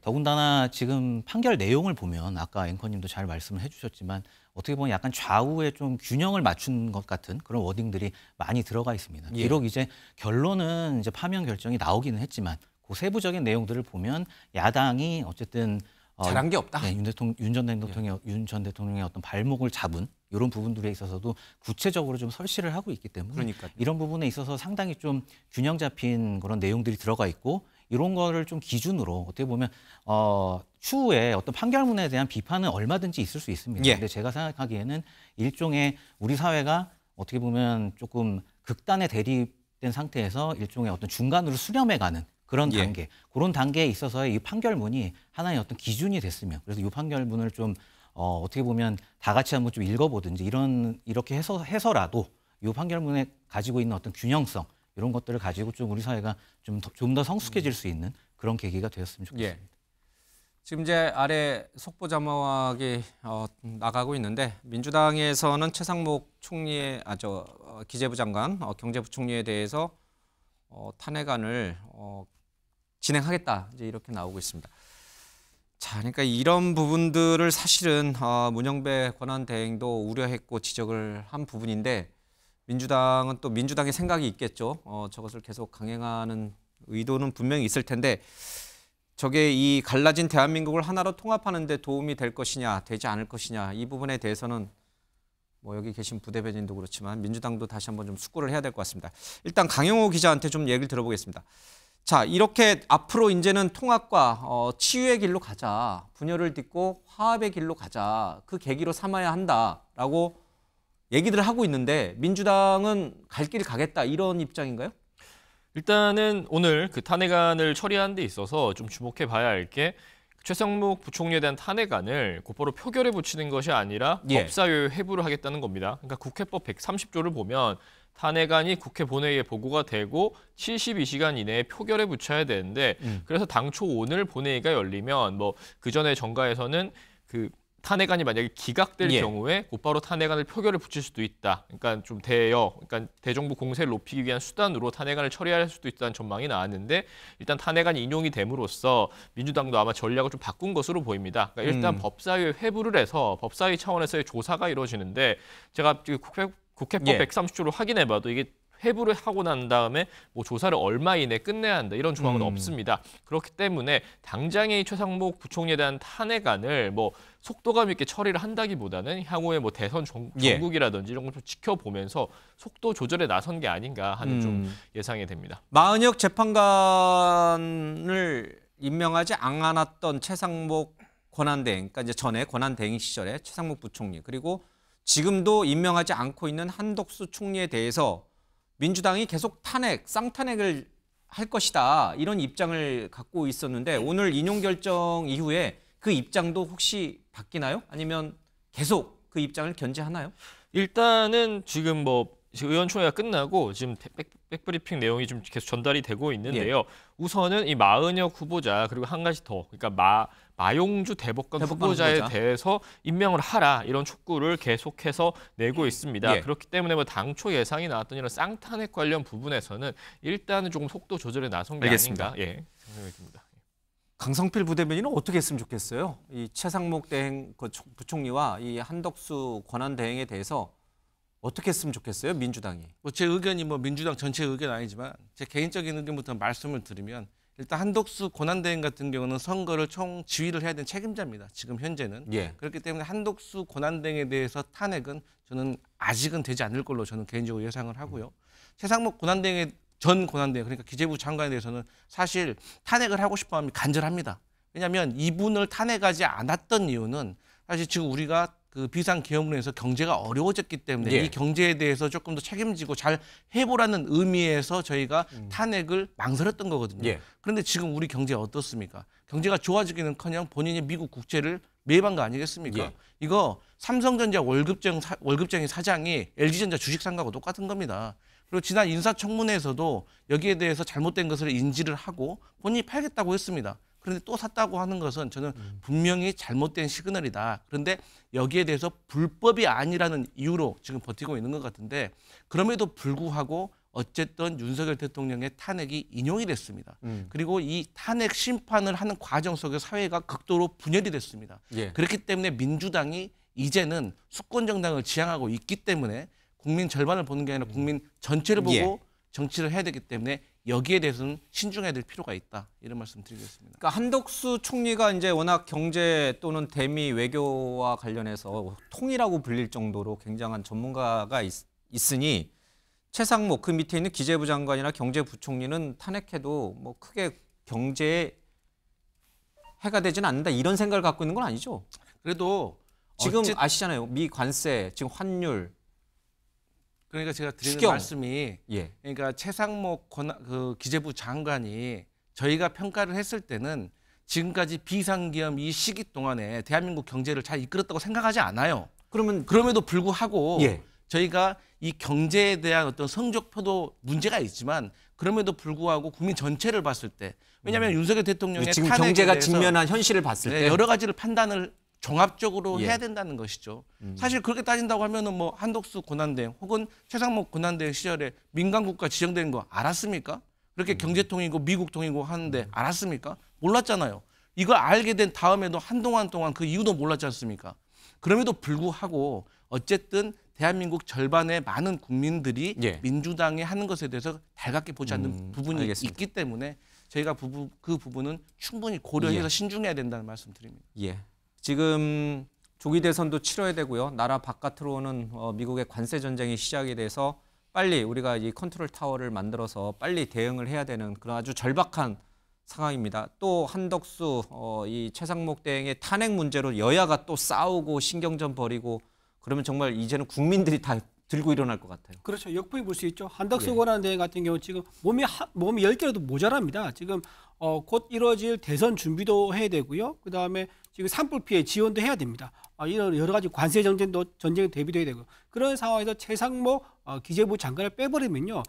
기재부 장관이 해야 되는 게 예비비 전용해가지고 산불 대응 등등 예. 경제정책에서 역할 나눠가지고 한덕수, 최상목 이렇게 역할 나눠서 일을 해서 정부가 정상적인 기능을 할 수 있도록 해야 되는데 이 상황에서 또 왼팔을 빼버린다고요? 그러면 정부 기능을 절름발이로 만들려는 민주당의 그런 이제 정치적 의도가 또 보이는 거죠. 그러면 이제 민주당도 결국 역풍을 또 맞을 겁니다. 그래서 그건 이제 굉장히 바람직하지 않다 그런 말씀드립니다. 제발 좀 여야가 무엇이 대한민국의 국익을 위한 것이냐, 무엇이 대한민국의 경제를 위한 것이냐, 무엇이 지금 이 고통받고 있는 자영업자와 서민들을 위한 것이냐, 그것을 기준에 놓고 탄핵을 할지 말지 그거를 결정해 줬으면 좋겠습니다. 정치적인 이해관계가 아니라 국민을 국익을 기준에다 놓고 그런 정치적인 결정을 해야 오늘 이 두 번째 대통령 탄핵을 맞는 우리 대한민국, 이 불행한 우리 대한민국이 뭔가 다시 살아날 수 있는 그런 계기가 되지 않겠습니까? 자, 다시 대통령 탄핵 얘기로 좀 돌아가겠습니다. 오늘 이 헌법재판소의 여러 결정들을 조각조각 이렇게 분리해 보면 굉장히 여러 가지 쟁점들이 좀 있습니다. 그 쟁점과 관련해서 헌재는 어떤 생각을 갖고 이런 판단을 내렸는지 그 부분을 좀 살펴봐야 될 것 같습니다. 먼저 이 계엄 선포와 관련해서 과연 이것이 이 탄핵 심판에 대통령 탄핵 심판의 대상이 될 수 있느냐 하는 부분에 대해서 헌재는 이렇게 결정을 내렸습니다. 그 얘기를 직접 들어보겠습니다. 피청구인은 야당이 다수 의석을 차지한 국회의 이례적인 탄핵소추 추진, 일방적인 입법권 행사 및 예산 삭감 시도 등의 전횡으로 인하여 위와 같은 중대한 위기사항이 발생하였다고 주장합니다. 국회의 권한 행사가 위법, 부당하더라도 헌법재판소의 탄핵 심판, 피청구인의 법률안 제의 요구 등 평상시 권력 행사 방법으로 대처할 수 있으므로 국가 긴급권의 행사를 정당화할 수 없습니다. 결국 피청구인이 주장하는 사정을 모두 고려하더라도 피청구인의 판단을 객관적으로 정당화할 수 있을 정도의 위기 상황이 이 사건 계엄 선포 당시 존재하였다고 볼 수 없습니다. 자, 김 변호사님, 이게 국회가 그러니까 야당이 굉장히 국정의 발목을 잡았지만 그렇다고 해서 이것을 무력화하기 위한 계엄을 선포하는 것은 정당하지 않다 이런 뜻인 거죠? 네, 맞습니다. 일단 계엄이 합법이 되기 위해서는 우선 첫 번째로 조문에도 나와있지만 전시, 사변 또는 이에 준하는 국가 비상사태에 이제 해당해야 되는데 그 판결 내용을 보면 이제 거기에 해당하지 않는다는 내용입니다. 그러니까 구체적으로 들어가서 비록 이제 야당에서 이제 여당에 대한 계속 발목 잡기나 뭐 계속되는 줄탄핵이나 어떤 예산안에 대한 어떤 뭐 이런 부분들이 어떤 분명 발목을 잡은 부분은 있지만 이거 자체가 계엄의 어떤 합법성 요건에 해당하는 국가 비상사태. 과연 이게 정말 이제 전반적으로 뭐 계엄이 실제적으로 선포가 된다고 한다면 실제 일어난 일이지만 뭐 군을 투입하고 어떻게 보면 안정 확보를 위해서 어떤 전반적인 어떤 국민의 기본권을 극도로 제한해야 되는 상황이 오는데 과연 이 정도로 중대한 지금 그런 국가 비상사태에 처해 있었냐? 일단 제일 중요한 이 전제로서의 상황 판단이거든요. 그러면 요 요건에 있어서도 어쨌든 우리 헌재는 비록 이제 정치적인 어떤 갈등, 정치적인 예. 혼란이 있었던 건 맞지만 이게 과연 어떻게 보면 외침이 있거나 아니면 뭐 실제 뭐 예를 들어 뭐 북한이 갑자기 남침을 했다든지 뭐 이런 정도의 준하는 국가 비상사태는 아니다. 이렇게 이제 판단하고 있습니다. 예. 그러니까 야당이 잘한 게 없지만 그렇다고 계엄을 선포해서 이렇게 해결하려는 방식은 헌법에 맞지 않는다. 헌법적 틀 내에서 야당의 그런 것을 좀 설득하고 타협해라. 이런 취지였던 거죠. 네, 예. 네 맞습니다. 다음에 국회에 군경을 투입한 것과 관련해서 윤석열 전 대통령 측에서는 질서 유지 차원이었다라고 얘기했는데 이 부분은 전혀 받아들여지지가 않았습니다. 잠깐 들어보겠습니다. 피청구인은 육군, 특수전 사령관 등에게 의결 정족수가 채워지지 않은 것 같으니 문을 부수고 들어가서 안에 있는 인원들을 끄집어내라는 등의 지시를 하였습니다. 또한 피청구인은 경찰청장에게 계엄사령관을 통하여 이 사건 포고령의 내용을 알려주고 직접 6차례 전화를 하기도 하였습니다. 피청구인은 국회의 권한 행사를 막는 등 정치적 목적으로 병력을 투입함으로써 국가 안전보장과 국토방위를 사명으로 하여 나라를 위해 봉사하여 온 군인들이 일반 시민들과 대치하도록 만들었습니다. 이에 피청구인은 국군의 정치적 중립성을 침해하고 헌법에 따른 국군 통수 의무를 위반하였습니다. 예, 헌재 변론 과정에서도 상당히 많은 증언들이 나왔습니다. 곽종근 사령관을 비롯해서 이제 여러 군 관계자들이 나왔는데 윤 대통령 측에서는 이제 그 증언이 오염됐다, 검찰 조사하고 다르다, 이제 이렇게 주장했고 군대 동원을 지시하지 않았다, 또 국회의원들 끌어내라고 하지 않았다라고 주장했지만 전혀 그것이 받아들여지지 않았어요. 네, 맞습니다. 그 진술의 신빙성 관련해서 계속 좀 얘기가 나왔는데요. 두 가지만 좀 짚어보면 될 것 같습니다. 일단 첫 번째는 비록 이제 어느 부분이 지금 정확하게 인용이 됐는지 발언 중에 이 부분은 판결 전문을 봐야 알 수 있겠지만 일단 첫 번째는 이제 관련된 증인들이 직접 재판정에 나와서 한 진술, 이거에 있어서는 우리 형사소송법상에 우리 법상의 어떤 불법성을 따지기는 어렵습니다. 거기서 판단해야 될 거는 본인들이 직접 재판정에 나와서 한 얘기는 불법성보다 과연 이게 신빙성이 있는지에 대한 판단. 근데 그 판단은 소위 자유심증주의라고 해서 우리 재판관 스스로 양심에 따라 판단을 하게 돼 있습니다. 그렇기 때문에 그 직접 나와서 한 증언에 대한 어떤 우리 헌법재판관들의 어떤 판단 여부, 이 부분은 철저하게 법관 개개인의 어떤 양심에 따른 문제고요. 두 번째, 그 이제 형사 절차, 특히 수사 절차에서 얘기가 된 어떤 검찰 조서, 이 부분이 특히 문제가 됐죠. 이 부분을 그대로 증거로 채택하는 게 문제가 있지 않냐. 실제 문제는 있습니다.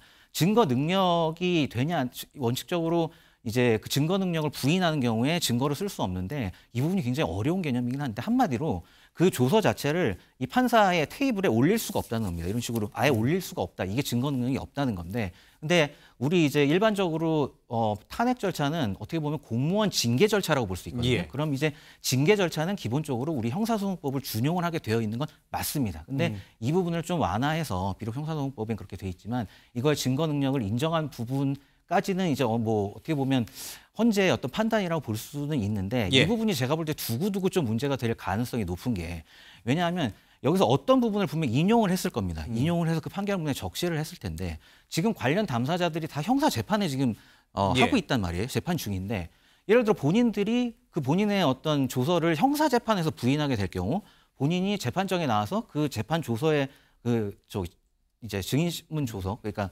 피해자 조서에 써 있는 내용하고 다른 말을 할 수가 있습니다. 그러니까 조서를 부인하는 경우 본인이 직접 나와서 얘기를 하게 되는데 만약에 이 내용이 조서의 내용하고 다를 경우에 그러면 이 헌재 판결에 들어있는 인용된 부분하고 실제로 형사 판결문에 인용된 부분하고 내용이 상치될 수가 있는 겁니다. 이거는 헌재 판결은 단심제고 바꿀 수도 없는데 어떻게 보면 역사에 길이 남을 기록인데 이 내용하고 본인도 여기 인용되어 있는 증인들이 실제 형사재판에서 한 얘기가 완전히 다르게 된다. 이거는 나중에 어떻게 보면 뭐 사법적 절차 측면에서도 굉장히 좀 문제가 될 소지가 있어서 저는 개인적으로 이 피신조서, 검찰에서 작성한 피신조서의 증거 능력을 일정 부분 인정한 부분에 있어서는 어떻게 보면 이번 헌재 판결에 있어서 좀 두고두고 문제가 될 가능성이 높다. 그렇게 알겠습니다. 이 외에도 뭐 부정선거 의혹이라든지 또 정치인들, 전 법관들 체포조 운영했던 문제라든지 또 또 뭐 포고령 문제는 뭐 논할 필요도 없을 정도로 이제 국민 기본권을 침해했다 이렇게 이제 얘기를 했으니까요. 여러 가지 윤석열 전 대통령 측에서 이 변론으로 준비해 왔던 그런 논리들이 오늘 사실은 헌재에서 하나도 받아들여지지를 않았습니다. 좀 아쉬운 부분이 좀 몇 가지 예. 있습니다. 방금 이제 설명한 부분 중에서 곽종근 사령관이 검찰 조서 내용 있지 않습니까? 이 부분이 헌재 아침에 출두했을 때 증언과 오후에 진술했을 때 증언이 다 번복이 되고 달라집니다. 달라졌을 때 헌재가 이거를 다시 신빙성을 따지지 않고 예. 검찰 조서에 있는 내용을 가지고 증거로 채택해서 넘어갔다. 이게 만약에 확정이 돼버리면요. 앞으로 어떤 문제가 생기냐면은 어떤 이제 상황 속에서 검찰에서 나쁜 의도를 가지고 처음 진술을 해버리고요. 예. 헌재에 나가서는 얼마든지 뒤집어도 이게 헌재에서 검찰 조서만 받아들이고 공판주의가 완전히 사라지는 거죠. 예. 그러니까 검찰 조서 내용을 실제인지 아닌지는 공판에서 따져봐야지, 신빙성이 있는 점이 따져봐야지 하는 중요한 절차가 있는데 그거를 헌재가 생략하고 넘어간 거에 대해서 이거 날 두고 문제가 될 수 있다는 거 하나 말씀드리고요. 또 하나 동일성 원칙 위반 거 있습니다. 그러니까 내란죄를 철회한 거에 대해서 80%나 차지한 내란죄를 철회했는데 문제가 없다는 식으로 지금 결론을 냈단 말이에요. 예. 그렇다 그러면 앞으로 탄핵 소추안 낼 때 이런 식의 일이 반복될 수 있는 거죠. 그러니까 탄핵 소추안 내고 나서 알겠습니다. 얼마든지 내용을 바꿀 수 있는 문제. 그러니까 이런 선례를 남겨두게 되면 의회 권력을 가진 야당이 얼마든지 정치적으로 예. 오히려 더 탄핵을 남발할 수가 있다. 예. 이제 그런 부분 굉장히 아쉽다 봅니다. 이제 이준우 대변인 이제 그렇게 이제 주장을 하시고 오늘 결정문을 그렇게 해석을 하셨는데 혹시 거꾸로 말씀하신 대로 곽종근 전 특수전 사령관의 진술이 오염되고 회유당했다라고 이제 주장을 하시지만 이 재판관들은 아니다. 나는 회유되지 않았고 나는 일관되게 진술하고 있다라고 하는 곽 전 사령관의 주장을 오히려 더 수용한 거 아닌가요? 그러니까 오염된 게 아니다. 곽종근 전 사령관은 일관되게 주장하고 있다. 그거를 우리 헌재 재판관들이 수용한 게 아닌가. 또 하나 네네. 말씀하신 것처럼 뭐였죠? 동일성 원칙. 동일성의 원칙. 네. 그 철회. 네. 예, 그 부분도 사실관계가 그대로 유지되고 있기 때문에 뭐 법 적용과 관련해서 처리하는 것은 뭐 소추의 변경이 아니다라고 하는 부분을 헌재에서 다시 한번 명확하게 규정진 게 아닌가.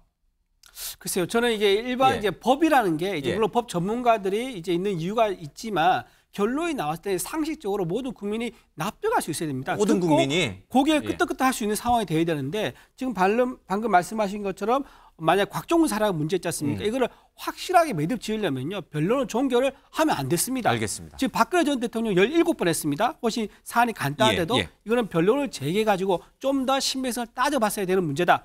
그런 변론 짧게 한 거는 그냥 문제로 아마 좀 남아있을 것 같습니다. 알겠습니다. 자, 우리 부대변인께 좀 반론 기회를 좀 드리겠습니다. 예. 아니 납득을 100% 해야 된다? 그런 세상이 어디 있습니까? 아니 납득을 다 하면 좋겠지만 어떻게 인간 세상에서 하나의 주장이 있으면 하나의 결론이 있을 것이고 결론에 납득을 다 할 수 있겠습니까? 그것은 상상 속에서나 가능한 것이고요. 예. 곽종근 전 특전사 사령관의 어떤 진술이 오염됐다? 곽종근 전 사령관은요, 제가 알기로는 단 한 번도 입장을 바꾼 적이 없어요. 얼마 전에도 본인의 의견에 대해서 말했잖아요. 윤석열 대통령께 물어봤잖아요. 뭐라고? 대통령님, 정령 그날 저에게 국회의원 끌어내라고 지시하지 않으셨습니까? 똑같은 입장 지금도 얘기하고 있는 거예요. 그리고 아무 일도 일어나지 않았다고요? 아니, 얼마 전에 뭐 언론사 기자가 국회에서 계엄군이 들어오는 것을 찍고 있는데 어땠습니까? 휴대폰 뺏어가지고 정보 삭제하고 벽으로 밀쳐가지고 예. 케이블 타이로 묶으려고 했잖아요. 근데 그 케이블 타이 왜 가져왔다고 했습니까? 문을 잠그려고 가져왔다고 했는데 그게 말입니까? 그리고 내란죄 철회요. 제가 마지막으로 딱 이 하나 예를 들어드릴게요. 제가 학교 운동장에서 전교생이 보고 있는데 제가 비행 청소년한테 맞았어요. 그러면 그 청소년 어떻게 됩니까? 학교폭력위원회에 회부가 돼가지고 퇴학을 시킬 건지 안 시킬 건지 아마 결정을 할 겁니다. 근데 제가 그래도 억울해가지고 그 학생을 경찰서에 신고했어요. 그럼 그 학생은요, 법원 가가지고 형사재판 받아야 됩니다. 이게 내란죄 철회라는 거예요. 그 학생이 학교폭력위에서 퇴학을 당할 것이냐 안 당할 것인지는 폭행죄를 다루지는 않지만 그 예. 학생이 저를 때렸다는 그 폭력 행위는 남아서 퇴학인지 아닌지 결정을 하고요. 그다음에 경찰서를 통해 가지고 재판에 가가지고는 폭행을 할 때 한 대 때렸는지 두 대 때렸는지 전치 몇 주인지 무기를 들었는지를 가지고 양형을 다 정하는 거예요. 알겠습니다. 그렇기 때문에 내란죄 철회를 아직까지도 주장한다는 것은 저는 이 탄핵 심판 선고를 인정하지 못하는 겁니다. 알겠습니다. 그러니까 헌법재판소의 오늘 결정에 대해서 동의를 하느냐 하지 않느냐는 뭐 정치적으로 충분히 의견을 피력할 수 있습니다. 우리 사회는 또 그걸 허용하는 민주주의 사회니까 다양한 해석과 다양한 정치적 견해는 충분히 펼칠 수 있습니다. 다만 오늘 헌재 결정은 뭐 싫든 좋든 우리가 수용해야 되는 게 그게 우리 사회의 법치주의와 우리 사회의 민주주의를 지키는 핵심이니까 우리 김 변호사께서 이 법치주의와 그다음에 오늘 표현 중에 결정문 요제 그런 표현이 있었습니다. 민주공화정의 주권자인 대한국민이라는 표현이 있었습니다. 이게 굉장히 중요한 말인 것 같은데 오늘 이 헌재 결정에 정말 중요한 맥락 우리 국민이 꼭 알고 이제 앞으로 우리 사회가 우리 국가가 어떤 시스템으로 가야 되는지 그 길을 제시했다라고 하면 그 어떤 맥락인지 좀 설명을 해주시죠. 네, 저도 좀 전에 인용하신 부분이 사실 가장 중요한 부분이라고 저도 개인적으로 그렇게 생각을 하는데요. 그 지금까지 그 내용들을 보면은 어쨌든 민주공화정 그 부분이 많이 강조가 됐는데 어떻게 보면 이제 두 개를 좀 분리해서 생각한다면 저는 그 부분을 좀 강조하고 싶은데 민주주의와 어떻게 보면 공화주의로 좀 나눠볼 수 있을 것 같습니다. 민주주의에 관련해서는 우리가 어떻게 보면 국민들이 많이 체감하고 잘 알고 그리고 어떻게 보면 이 내용이 무엇인지에 대해서 인식하고 있다고 저는 보여지는데 저는 오히려 그 판결 내용 중에 공화주의라는 단어를 좀 강조를 하고 싶어요. 근데 공화주의라는 말이 뭐 글쎄 모르겠어요. 제 개인적인 생각으로는 과거 뭐 권위주의 시절에 공화당이나 왕정 봉건 사회 그런 시절이나 아니면 뭐 여러 가지 단어의 조금 어색함 이런 걸로 인해서 공화주의란 부분이 우리가 굉장히 좀 친숙하지 않은 느낌은 확실히 있습니다. 근데 공화주의를 한마디로 말씀드리면 내 위에 군림하는 자가 없다. 이게 한마디로 말씀드려서 공화주의의 정확한 개념입니다. 그럼 그거에 따르면 지금 이 전반적인 탄핵 사태에 있어서 여당이나 야당이나 다 할 말이 저는 없다고 보여져요. 일단 윤 전 대통령 입장에서는 비록 그 윤 대통령께서 예전에 자유라는 가치를 굉장히 강조하시잖아요.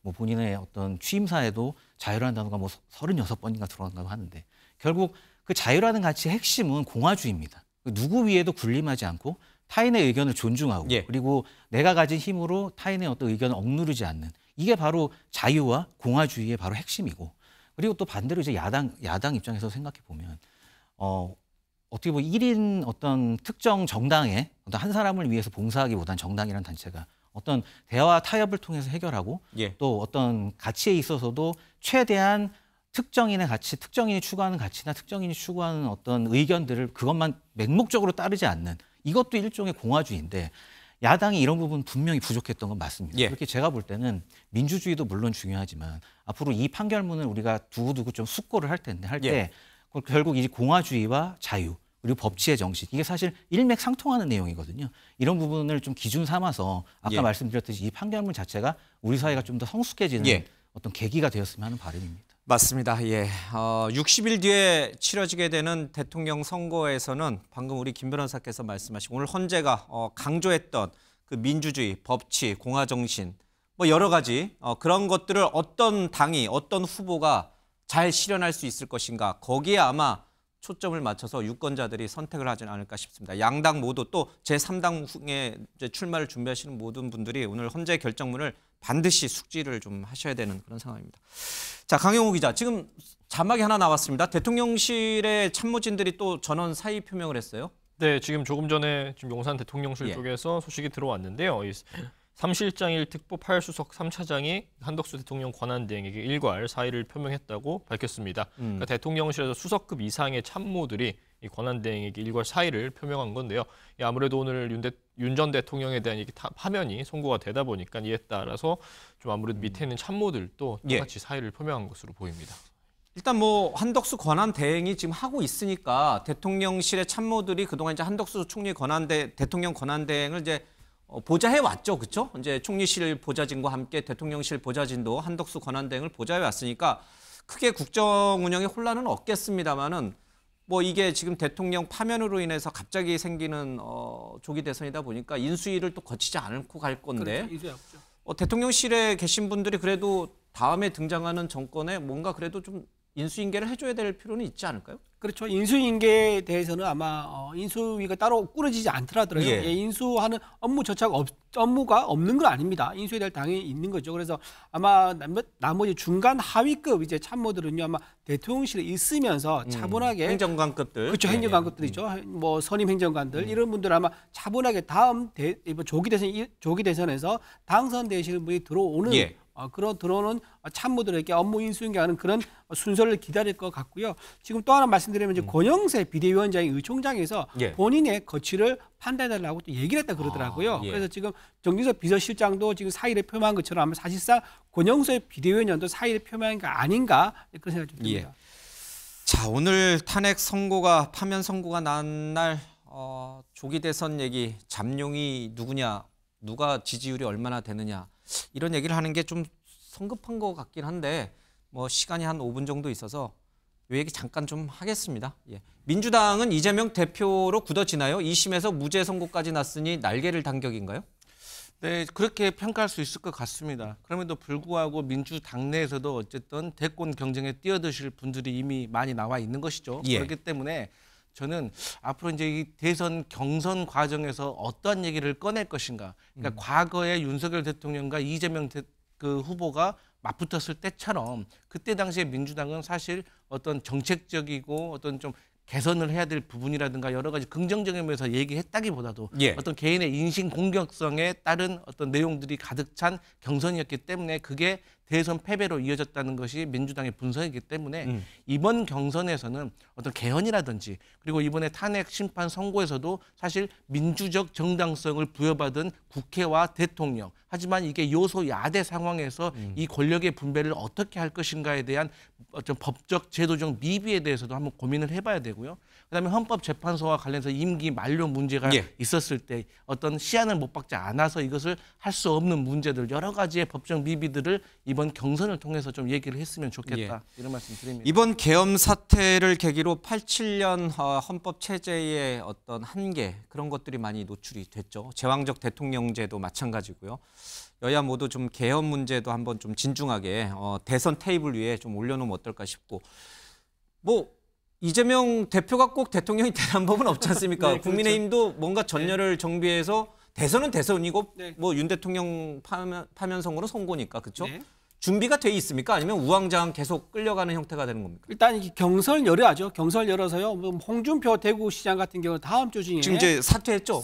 다음 주에 사퇴한다고 다음 주에? 예, 한다고 그래서 예고를 했던데 아마 이런 식으로 홍준표 이제 대구시장이 나온다 그러고 뭐 예. 오세훈 시장도 그러면 이게 이번 대선에 끼어들지 판단을 해야 될 겁니다. 명태균 씨와 관계가 있지만 그 문제를 본인이 돌파를 할 자신이 있으면 나오겠죠. 그다음에 김무수 장관도 있고요. 그다음에 원희룡 장관도 있고 여러 후보가 있습니다. 유승민 의원도 있고 이제 전 의원도 있고 이런 분들이 있기 때문에 아마도 경선 흥행에서는 아마 국민의힘이 압도적으로 인기가 좀 있을 것 같습니다. 다만 아마 지금 윤석열 대통령 결국은 파면됐기 때문에 이재명 대표에 대한 비호감 이재명은 절대 안 된다는 이 테마를 해가지고 전체가 우파라든가 국민의 중도층이 결집할 가능성이 있습니다. 예. 왜 그러냐면 이재명 대표의 과거에 보면요. 본인의 성과라는 게 사실은 딱히 없습니다. 뭐냐. 윤석열 정부에 대한 발목 잡기라든가 본인 사법 리스크에 대한 방탄 이 두 가지 외에는 과연 내놓을 성과가 무엇인가 국민한테 내가 이런 일을 했어요라고 밝힐 만한 게 없는 상황이거든요. 이제 그런 상황에서 만약에 대통령이 됐다. 그러면 아마도 입법을 통해 가지고 우리나라 같은 경우는 형이 확정되지 않으면은 사면을 할 수가 없습니다. 대통령이. 예. 그런데 입법을 통해 가지고 확정되지 않은 사건에 대해서도 사면할 수 있는 그런 식으로 셀프 사면할 수 있는 그런 가능성도 있기 때문에 트럼프는 예, 예. 이제 미국 우리나라 제도 달라서 예, 예. 확정이 안 돼도 셀프 사면할 수 있더라고요. 그런데 우리나라는 확정이 돼야지만 셀프 예. 사면이 되거든요. 그래서 아마 입법을 통해서 대통령이 되고 나면은 의회 권력이 크니까 아마도 이제 확정되지 않은 상태에서도 본인 재판에 대해서 사법 리스크를 아예 소멸시켜버리는 이런 행동할 가능성이 높습니다. 그래서 아마 이재명 대표는 안 된다는 그런 테마로 전체가 겹칠될 가능성도 상당히 높다 그런 겁니다. 근데 제가 예. 이런 말씀 안 드리려고 했는데 우리 앵커 씨 얼마 전에 방금 뭐라고 하셨습니까? 여야 싸우면 안 된다고 했잖아요. 예. 근데 국민의힘 경선 어떻게 될 거냐고 물어보니까 뭐라고 해요? 이재명만 얘기하는 거예요. 그러니까 지난 총선에서도 이재명 얘기하다가 실패한 겁니다. 그러니까 헌법재판소에서도 뭐라고 했습니까? 아니 정치적인 갈등을 이것을 대화로 풀어내야 되는 것이 윤석열 대통령의 뭐 어떤 모습인데 그러지 못했다고 하잖아요. 예. 언제까지 이재명 대표 얘기할 겁니까? 제가 봤을 때는 그 국민의힘의 앞으로의 경선은 제발 이재명 대표 얘기하지 마시고 어떻게 허물어진 정치를 다시 복원할 것인가. 보수 정치에서 지금 벌써 2번째 탄핵 대통령이 나온 거예요. 여기에 대해서 반성하는 것부터 시작해야 됩니다. 아마도 내일부터는 굉장히 모든 대화의 주제가 조기 대선 쪽으로 흘러갈 것이고 또 윤석열 전 대통령에 대한 형사재판 얘기도 또 나오게 될 것이고 여러 가지 쟁점들이 쏟아질 것으로 좀 예상이 됩니다.